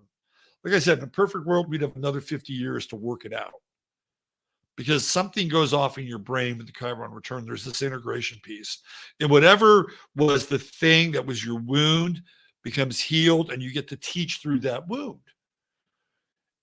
So the timing is really important, right? Don't sleep on it, right? Like when you hit 50 and you hopefully reassemble the matter, the molecules of the chirotic crisis, and you become more or less whole, work with it, right? That's your time. You're going to go through at 53, 54, you're going to go through the Neptune-Pluto opposition. Everybody goes through it. You're going to go through the Neptune trine right around the same time. Everybody goes through it. Do not let those things deter you from your Chiron return. They're part of the story. So I've been thinking about this just in terms of time. And don't be afraid of the Chiron return. Somewhere in there, you're going to go through your second Saturn return, which is minor. It's like a minor chord. It's not a major chord. Like I really fucked up my first Saturn return. So I wasn't really dreading my second Saturn return. I fine-tuned a few things. Like, yeah, I got this thing right? So don't let Saturn freak you out, especially on the second Saturn return. Don't let it freak you out. But pay attention to your Chiron return. Like, don't sleep on it.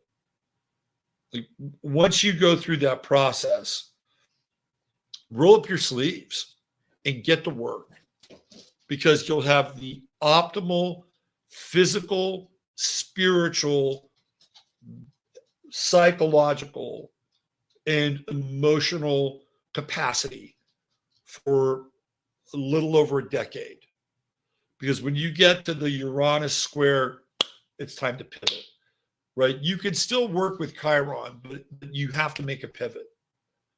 That happens around 60, 62, 63. So anybody that's around 1960, 61, 62, 63, you're kind of going through that now, right? You're kind of going through this pivot phase. So it's important to make as much use out of that time as possible.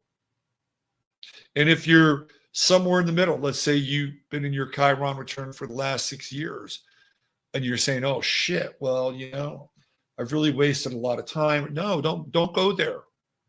Right? Don't go there. Just say, you know what? Let me get busy. Let me get busy. Let me really work with my individuated and integrated self, and don't look back. But this is really important, especially in our time now.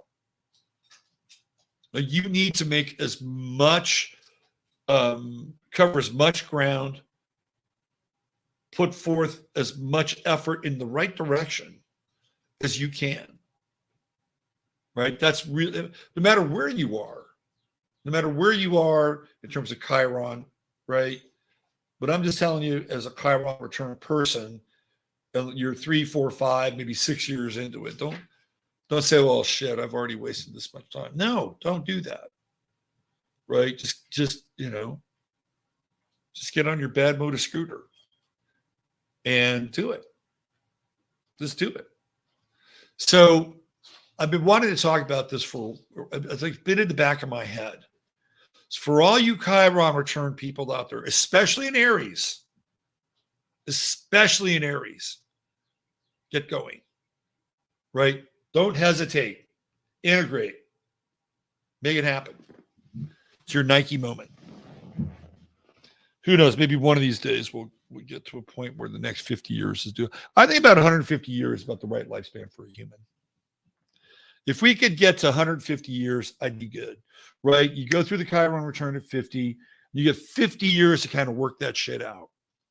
Like, things. Like, you just kind of know things. You know how sort of the world operates. You know how you operate. There's self-awareness. And it seems like such a crime in some ways for that window to be about a 12-year window. And that's why I'm telling you about it. Not that I'm going to, hang up my cleats or anything, but when you get to that Uranus square, like, that is definitely a pivot in time moment. And so your direction on the wheel changes. So don't sleep on that Chiron return. All right. Where are you guys with that? Let's see some of your let's see what we got. Thank you, Robert. Yes, you're welcome. No, I mean, now if I was in good physical shape to 150, that'd be cool. Give me 50 years to kind of work this shit out a little bit. And then whatever. But that's not really how the game is played. With everything else we've been through, the Chiron return Aries is part of the whole. Yeah. Third year into it. Don't sleep on it, Let's see. Get those hearts checked out at Gen X Heart. My Chiron semi-sextiles, my Venus sextiles, my Mercury semi-sextiles, my Saturn. I've learned to see how they all connect. Ooh, nice. It's bigger than Pluto in size, not power. Pluto's a Gen X Heart.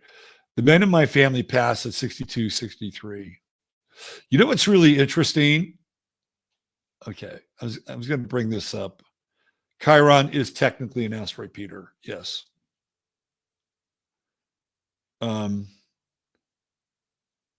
Let's see, who else do we have here? I'm now 69. We're going to Hawaii for a couple months in October, my birthday. Yeah, I mean, you can still do it. Nothing wrong with it. Chiron.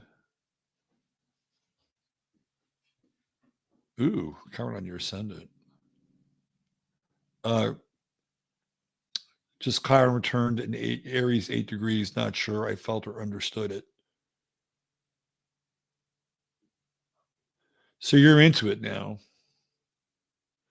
I'm guessing you need to have a clue what you integrated at 57 years ago. You either have a clue or you have a knowing, and yeah.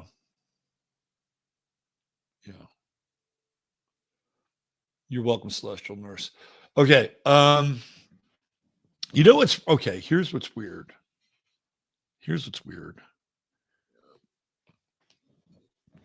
I've been noticing that people tend to die around their birthday. Because I look at this stuff, right? I'm like, when I look at charts, I'm like, wow, that person kind of died around their birthday. It happens more than you think. And there's actually something called the birthday effect. Not to get you freaked out around your birthday time, right? But there's this thing called the birthday effect. And apparently there's a high rate of Major League Baseball players that die around their birthday. So I'm trying to figure this out in terms of astrology. There's actually a thing called the birthday effect. And for some people, so there's this theory that as you get older, your birthdays become more stressful. So with the added stress, that means that it takes a toll on your body, and that ultimately it would make sense that you would die around your birthday because of the added stress. But there are some people who are not old who will die around their birthday, and I think it's fascinating. And I haven't. I'm trying to kind of wrap my head around it from this idea of the solar return, and maybe again, this is more of an existential metaphysical kind of proposition, that maybe at some point during the solar return that the individual understands and realizes on some level, right, a level that maybe we don't even understand or know about, that they've completed their journey. That something about the solar return provides a clue to this whole idea of the birthday effect. You can look it up. It's an actual phenomenon. But then it's like, what happens? Is it before the solar return or after the solar return? Like, that's an interesting demarcation. Because after the solar return, I mean, I guess you could make a case for either one. Like before the solar return, you could sort of make peace with yourself and make peace with life. Go, you know what?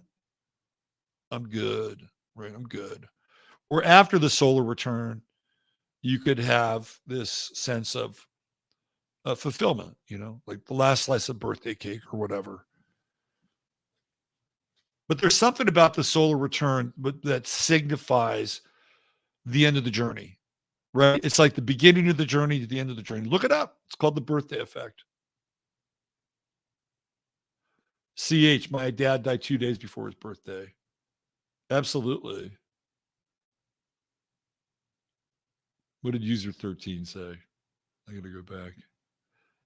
I like cake too much and die before my birthday. And then the holidays are right after that. And there's more cake. I have reasons to keep going. Yeah. That's funny. Let's see. You got to have, let's see what else we have here. We review the next year in solar return the night before soul review soul contracts. Every birthday is a reminder of our mortality. So maybe it acts as a reverse placebo effect. Some people, I'll put that up, Peter. That's actually come up, I think, in some of these studies around the birthday effect. I think that there could be some truth to that. My dad died a few days after his birthday. See? It's there, man. My father-in-law died 2 days after my birthday. We kept him alive for birthday. So it was your birthday. But I'm birthday is a goal. Joan put that in there. Some people will live to their birthdays and want to get there, right? And once they get to that birthday, it's like, okay, I made it. Clara says that makes sense. We were kind of programmed to do that with a lot of things. Husband's dad, paternal line, 4 generations born in May, died in June. I'm telling you, this birthday effect is a trip. Here, I'll even show you guys.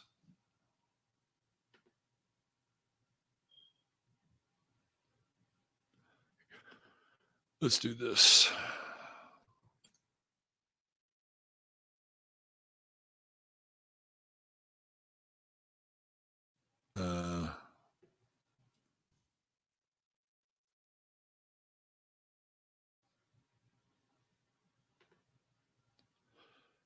Yeah, here, I'll show you. It was just something I started to notice. When you do a bunch of charts and you look at people and it's like, why are these fucking people dying around their birthday? So there it is. It's the birthday effect. And it kind of gets into some of the, um, empirical ontological reasons. The Major League Baseball one is really weird. Smaller biographical studies have also shown a birthday effect within subpopulations among Major League Baseball players. Of course, you have suicides on birthdays, but some of these are not suicides. It says here a small study by Leonard Zusne found birthday effects among both males and female cohorts, where women were more likely to die immediately before a birthday and men are more likely to die immediately after.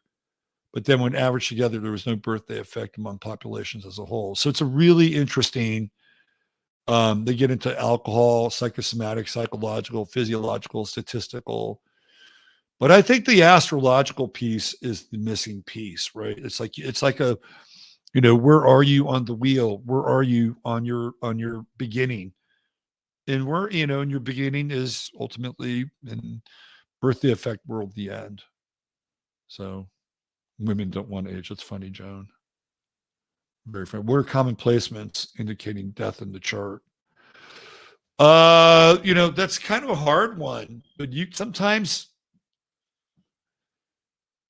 the one story that astrologically that I have around a prediction of a death is with David Bowie. And, I was on the record of, pretty much predicting David Bowie's death. I mean, again, you could say whether or not, it's a fake or whatever. Let's hold on. I gotta get this. It's a friend of my mother's. Hold on. Hey, Patty.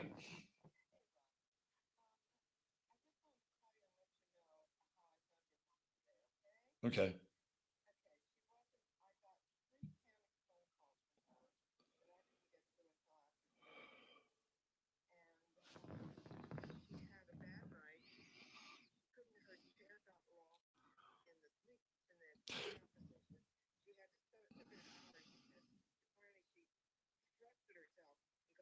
Yeah. So I had that conversation with her this morning, and so yeah. Can I? So I'm in the middle of like doing a live stream. Can I call you back afterwards? No, it's okay. But you called, and so if you called, I would assume it would be important. So I had to answer it. So let me call you back. Okay. Thank you. Anyway, um, real life, real life. All right. I don't even know where we were. Friend of my mother's. I had to answer the call. So, uh, anyway, all right. We talked about the birthday effect. Let's talk about the coronation. Let's do the coronation stuff. Let me see if I can find my coronation pieces here. You go in here. I had all. Oh. Okay. Let me get my notes for Clyde. You had a bunch of these notes that I was trying to make these connections with this stuff, and where are my notes now? Give me one sec here. All right, we got that. You back? You back into the crown?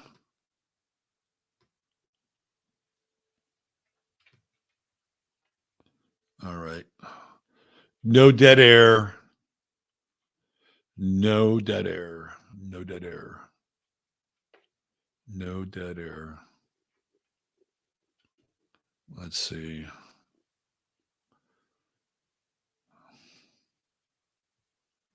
All right. Yeah, there are all these strange anomalies that were going on that are connected to the whole royal thing and the coronation. I got to empty my trash. I think that's where the notes are. Let me just go through here quickly. I got the news. Let me go. Okay, in trash, TXT.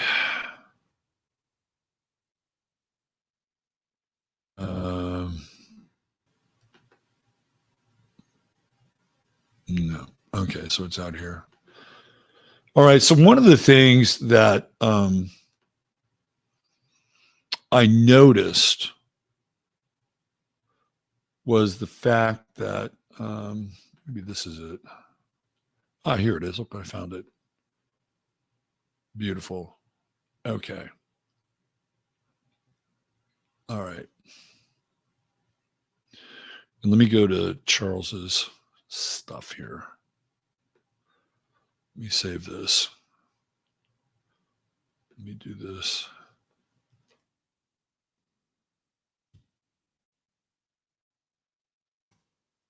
Okay. There we go. All right. Yes. Cool. Cool. Moon's in Sagittarius. It feels like it's in Sagittarius tonight. All right. Let's get into these charts.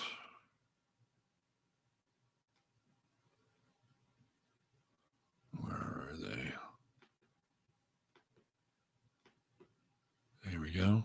All right. Prince Charles, Eclipse.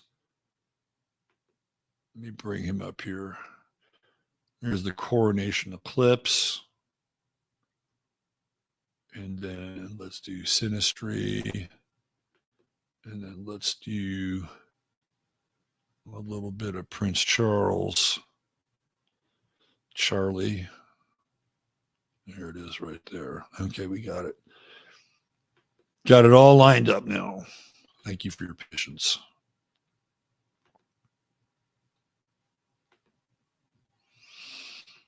All right. Here we go.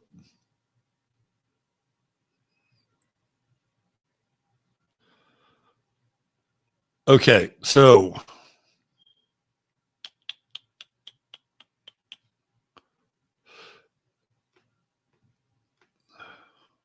there it is right there. Okay, let me throw this up here and do a little screen share.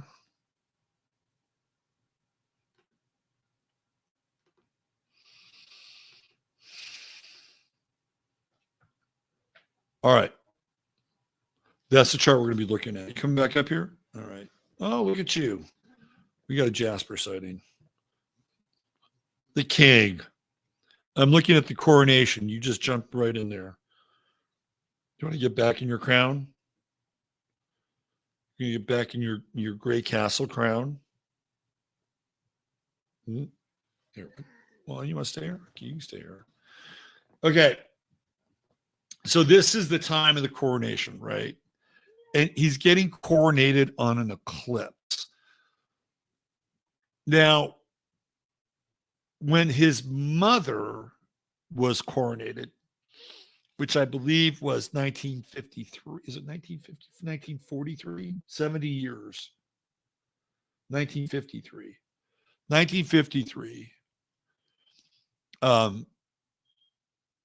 She was coronated, right? Let me just make sure here. I gotta get my shit together.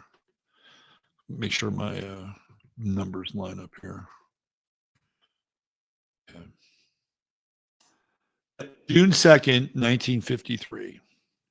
Okay. That same year,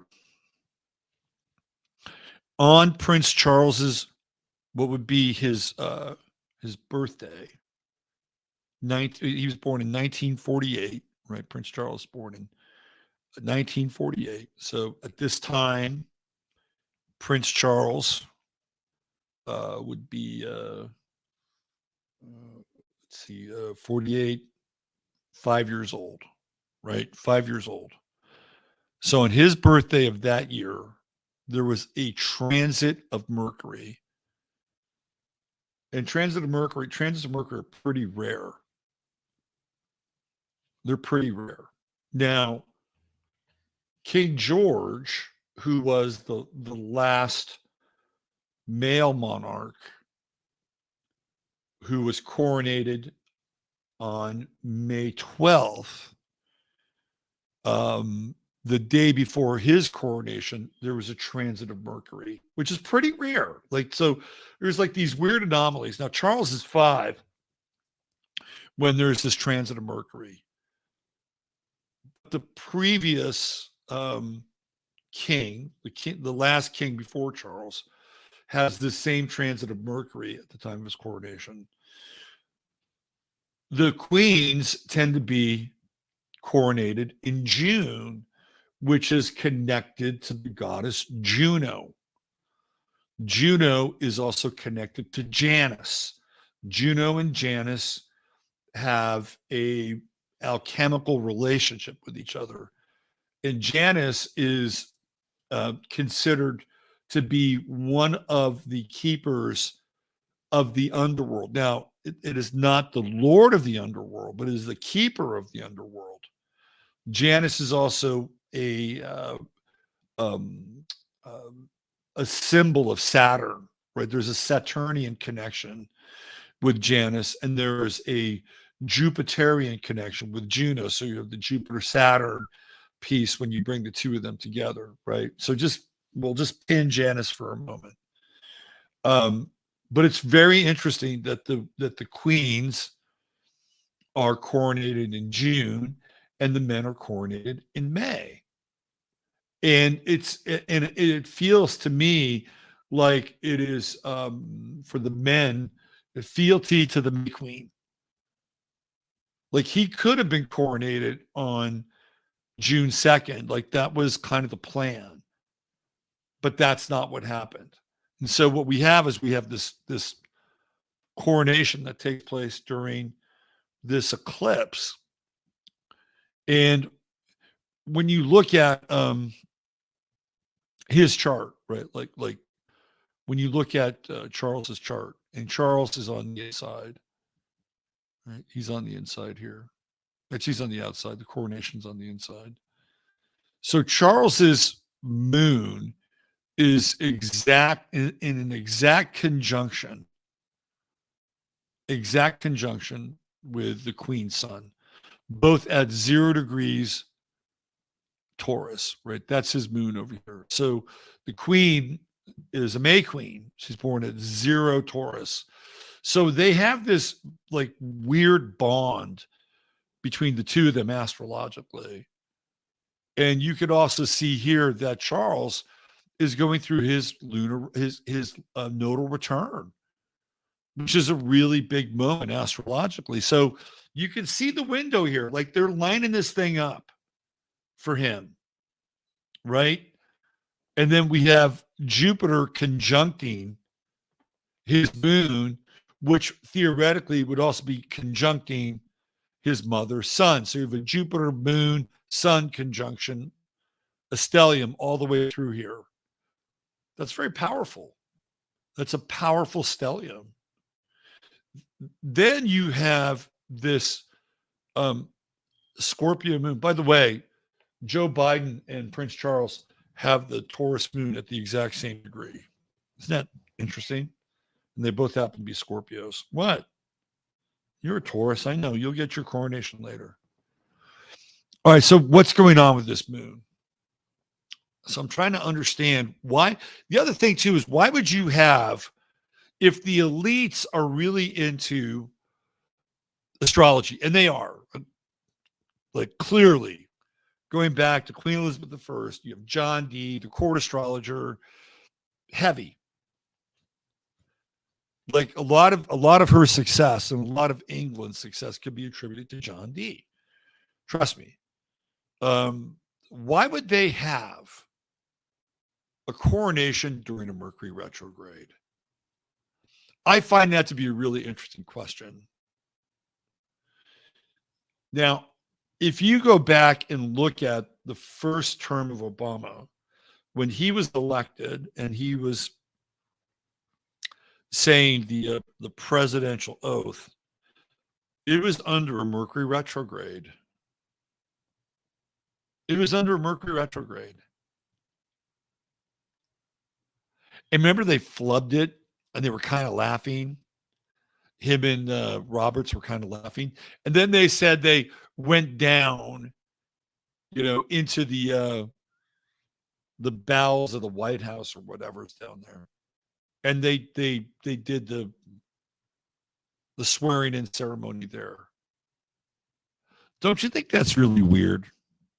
And I remember like paying attention to this. Man, they're doing the swearing in ceremony on a Mercury retrograde. That's not really good. So I'm wondering if Obama was ever really sworn in, because maybe they knew. Like there's a story that they went into the bowels of the White House and they did it on a Masonic Bible. I don't know if there's such a thing as a Masonic Bible. Maybe there is. Maybe all Bibles are Masonic, but that was kind of the conspiracy story. But maybe they didn't do it. There's no real record of them consummating any of that. It's bizarre, right? That whole thing with him and Roberts was bizarre. Or maybe they did consummate it, and maybe they did do it on some other, less holy book, or maybe Obama was wearing a glove. Who the fuck knows? I don't know. But if they did do it during a Mercury retrograde, then maybe perhaps there was a method to the madness. Or maybe they didn't do it at all. Clearly, this happened.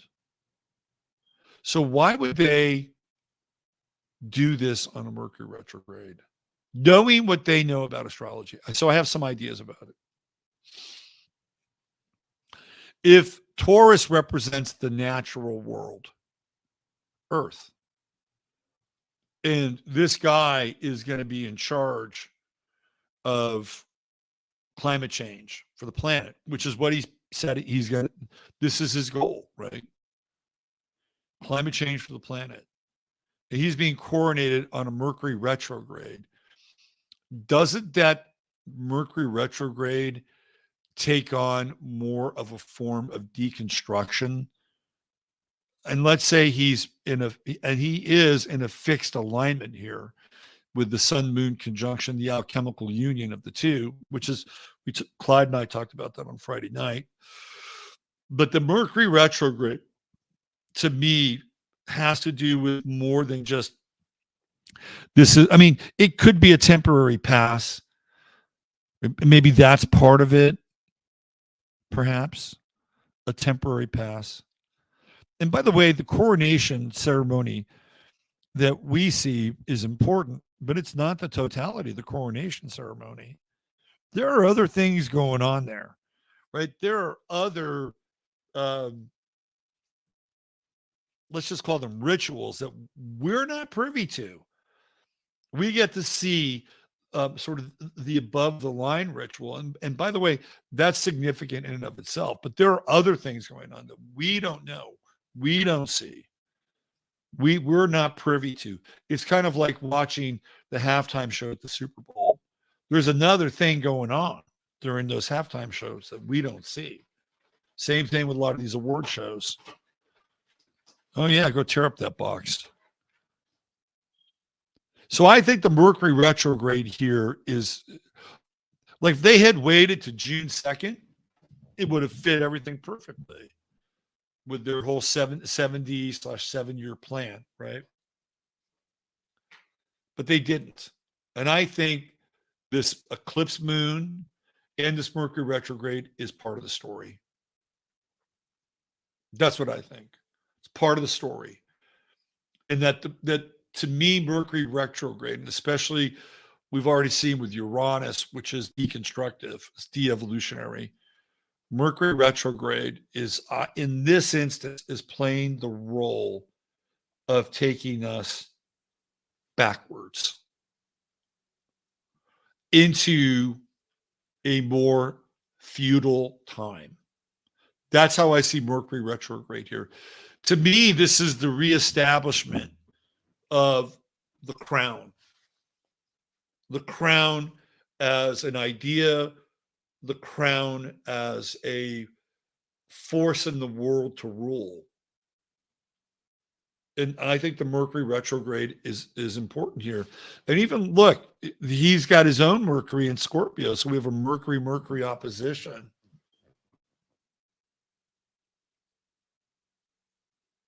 It's very interesting. That's my take on it. The other thing that I was noticing here is the moon, right? Because we know he has a relationship with the mother being Queen Elizabeth, with the moon at 0, right? 0. His moon at 0 Taurus, her sun at 0 Taurus. Now, it's not a 0 point connection, but there's the sun moon conjunction again. But it's in the opposite sign, right? Like, so his moon and her sun are in Taurus. And on this day, his sun is conjunct, basically part of the moon, still in the eclipse path in Scorpio. So what is going on with that?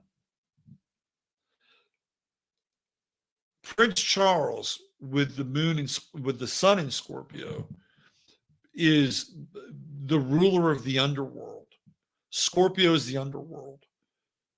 Scorpio is the theoretical sign of transformation. And if you were to throw this even in sidereal, he'd still be a Scorpio.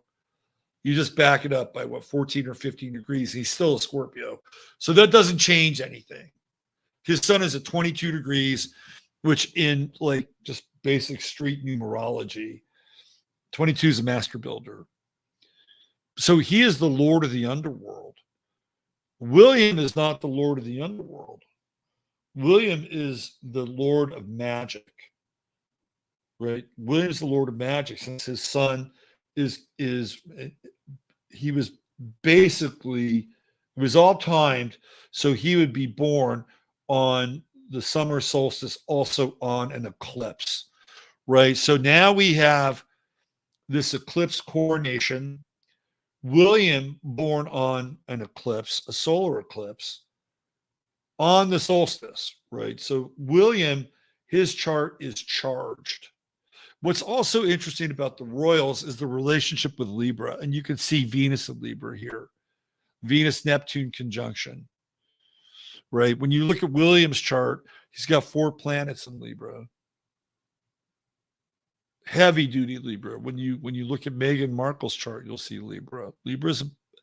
So when we talk about Libra, we're invoking Venus. And of course, Venus has 2 signs, Taurus and Libra. And in the Queen, her sign is ruled by Venus, right? Taurus. So when I see the moon here in Scorpio, you're also dealing with legacies. You're dealing with like genetic legacies. It almost feels to me like that Charles is bringing the Queen in. There's an invocation of the Queen's energy in this chart. Like there's the passing of between the worlds.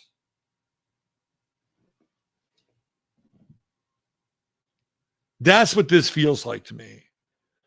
If I was looking at this from like the MCU or Hellboy or something like that this coronation was set up so it would almost become a summoning, right? Like the energy of a summoning, of the Queen, or the Queen's energy, and maybe all the queens that have gone before Charles,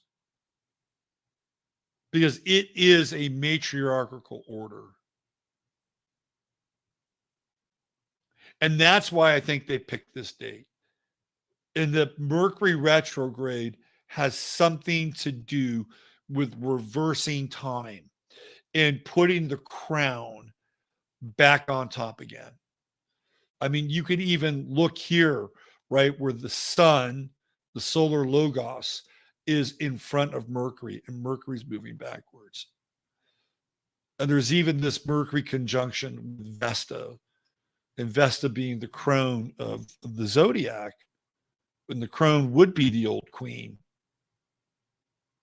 I think this is a really interesting chart. Very interesting chart. So I think there is a summoning, that there's something about this alchemical union of the sun and the moon, and we can see it with Charles and Elizabeth, with her sun and his moon, right? And then here the moon, it's just trippy. Here the moon is in her sign, right, at 0 degrees Taurus. I mean, this is just, I'm sorry, the moon is in Scorpio, his sign.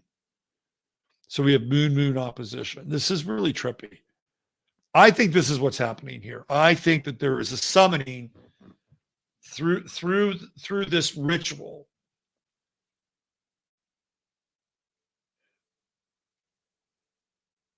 of not just the queen, but all these other matriarchs. For better or worse, but this is dark. This is very dark. Like, to be coronated on an eclipse, and a lunar eclipse, is very dark. And the one aspect about this, to me, that's, again, the most problematic, is the Mercury retrograde. And I think I'm not far off, that it's a reestablishment of the crown, and that by tearing down people's relationship to property and so-called prosperity in order to move along climate change. That's part of this. That's part of this. It's a reestablishment of the crown on earth. But in order to do that, though, there almost has to be a supernatural invocation. Remember, under that Mercury retrograde, theoretically, Obama and Roberts went down into the basement of the White House and did whatever they theoretically did. And during this Mercury retrograde, my mother just texted me. Anyway, I may have to cut it short tonight. Let's get into the Meghan Markle stuff, and then we'll zoom out of here. There was other things I wanted to talk about, but duty calls, as they say. So let's get out of here. Let's do this. Because Meghan Markle. So this is what I think is going on with Charles. All right. The other thing too, before I forget about it, COVID happened on. It was initially, COVID was 3/11. 3/11 doesn't 3/11 2020. The 11th of March is the 70th day of the month. Remember that. It's the 70th day of the month. This would have been the 70th year of the Queen. So there's a new crown in the 70th year. And what did they call COVID? They called it Corona. And what is Corona? It is a crown. So when we had that day, 3/11, the 70th day of the year, it was the marking of a new time and the beginning, ultimately, of a new crown. Now, keep in mind, there were two events that were simultaneous at the same time. There was Corona and there was George Floyd. What did people do during that period with George Floyd. They got on one knee. Remember that? They got on one knee. So my sense is that, and all that stuff started too when Prince died. And Prince died on the Queen's birthday in 2016. So we have the Prince, and we have the Prince becoming the king, right? Just keep that in mind. And you move everything forward to George Floyd, and I've talked about this. George Floyd, the event happened in the sign of Gemini in the Twin Cities, right? The Twin Cities. What did they call Prince? The purple one. What is Prince Charles, now King Charles, wearing? Purple. Right? This is all part of the story. All part of the story. And what happened after Prince died, right? We were bathed in purple light. What happened after George Floyd died? We were bathed in purple light. Bathed in purple light. And if you look at the Twin Cities, you have St. Paul. Isn't that an interesting name, right? St. Paul. Then you have Minneapolis, the Twin Cities, which theoretically could pass for two crowns, one for Charles and one for William, theoretically, right? But everything that happened, if you add it all up with the death of the Prince on the Queen's birthday, 421, the attendant purple light ritual around the world, everything that happened in Minneapolis with George Floyd and the Twin Cities and the revolution and the purple light and BLM and getting on one knee, it is a fucking crown ritual. This was the world taking the knee to the crown. And even the people that thought they were taking it for George Floyd, I think that were, or Antifa or BLM or whatever. No, it's not. This is so, and it all started right on 3/11, the 70th day of the year. And Prince Charles was crowned in the 70th year, theoretically. This would have been her 70th year. And supposedly he's only supposed to reign for 7 years.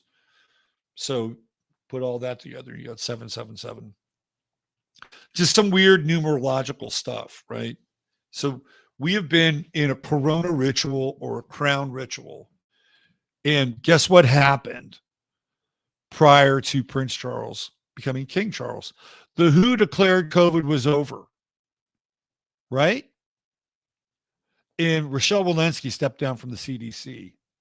That's it. That's it. Like, and on the other side of that, we have a new crown. And then you throw in the whole Janus piece, which was the timepiece, and everybody wearing the mask, right? We come out the other side. Now, theoretically, if we can read the tea leaves here, this is the new time, right? And this is the new crown, and this is the theoretical new rule. And we'll see where this thing goes. All right, let's take a quick look at. I just wanted to get through that. Let's take a quick look at Meghan Markle. And again, we're going to just assume that Meghan Markle, that this is her birth time. And maybe next week I'll get into a deeper dive because I got to go. But when I looked at her chart, I'm like, okay, True Node in Leo, Mercury in Leo, Palace in Leo, Sun in Leo. If I was a court astrologer and I saw this, I'm like, yeah, she passes for royalty. When I did a show, I think about 4 years ago, called the Leo Code. By the way, shout out Leo King. And I looked at all these presidents over the last half century, and they all had aspects to Leo, prominent. She qualifies. She clearly qualifies. Remember, I talked about Libra. She's got all this Libra in her chart, Jupiter, Saturn, the moon in Libra. If you look at William, he's got a fucking army in Libra. I think that they're going to hoist Meghan Markle into the discussion of being president of the United States. Clearly, with all the Leo stuff, it qualifies. There seems to be an either conscious or unconscious thread of Leo. Obama's a Leo. Clinton was a Leo. Donald Trump's Leo rising. Like, I could go on, and you could find all these connections with Leo through all the charts. They're there. All right. So we've got a stellium, true node in Leo at 1 degree, born to lead, right? Theoretically, with this chart.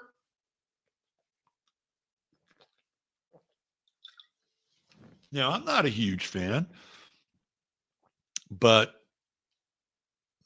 with all that Leo, man, here's what I think.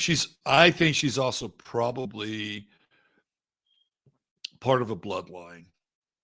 I don't know which bloodline. They're all fucking tangled up, but she's part of a bloodline. And I don't think they want her to be anywhere near England. And I'm going to use language here that's slightly pejorative. But this is the royal family speaking, not me. I don't think they would have a problem with this is how they would say it: a mutt ruling over the United States. I don't think they'd have a problem with that at all.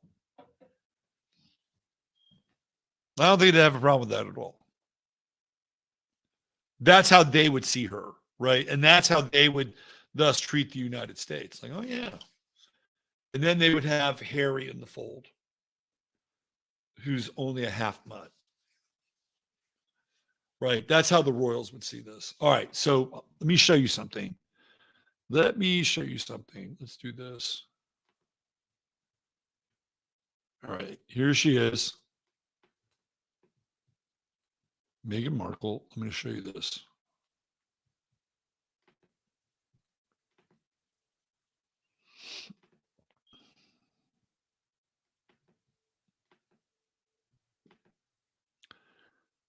There she is. August 4th. She's a rooster. Okay. Pretty much the same chart, right? Boom. Look who else is born on this day.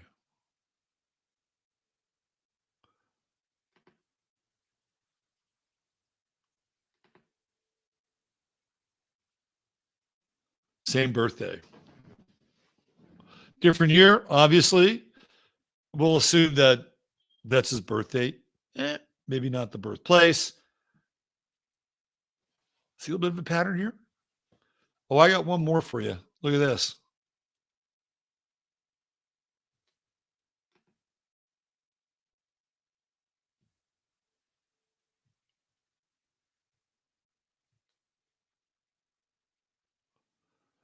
Where are we? Obama.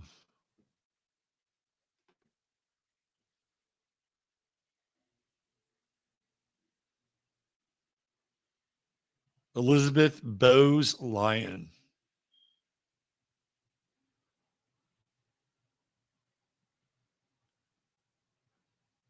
She's the Queen Mother.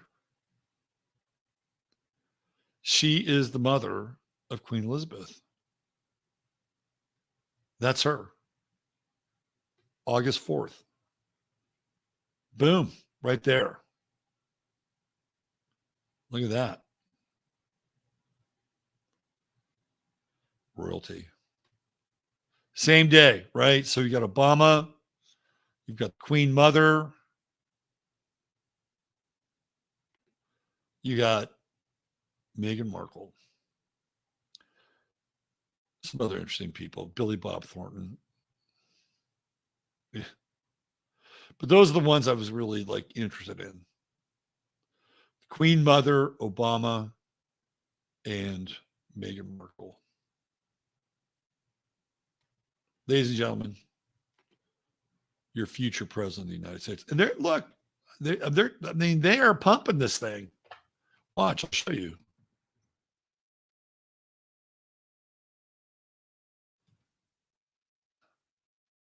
You laughed at Obama. I'm sorry, you laughed at Biden. Look at this. This is from The Spectator.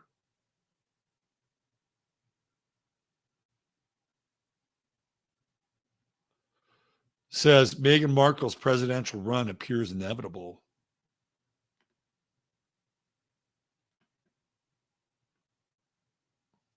There's another article that says,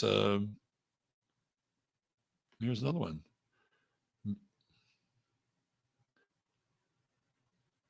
Right here.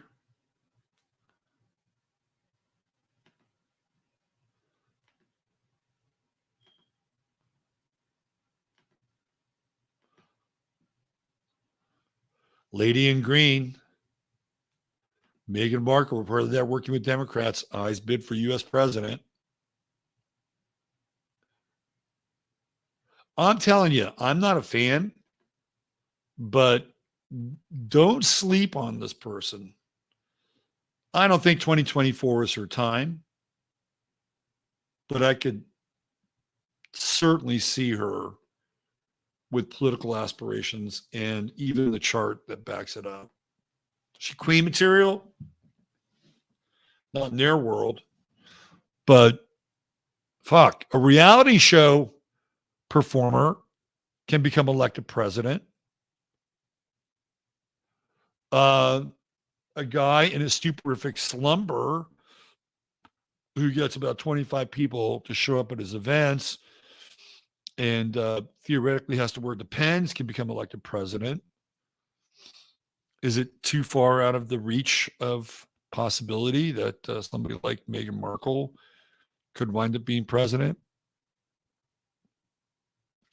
She's certainly, if you're stacking the Leo, she has the chart. I think that that's going to be the crown's secret weapon. See, even the crown. Look at Jasper back there.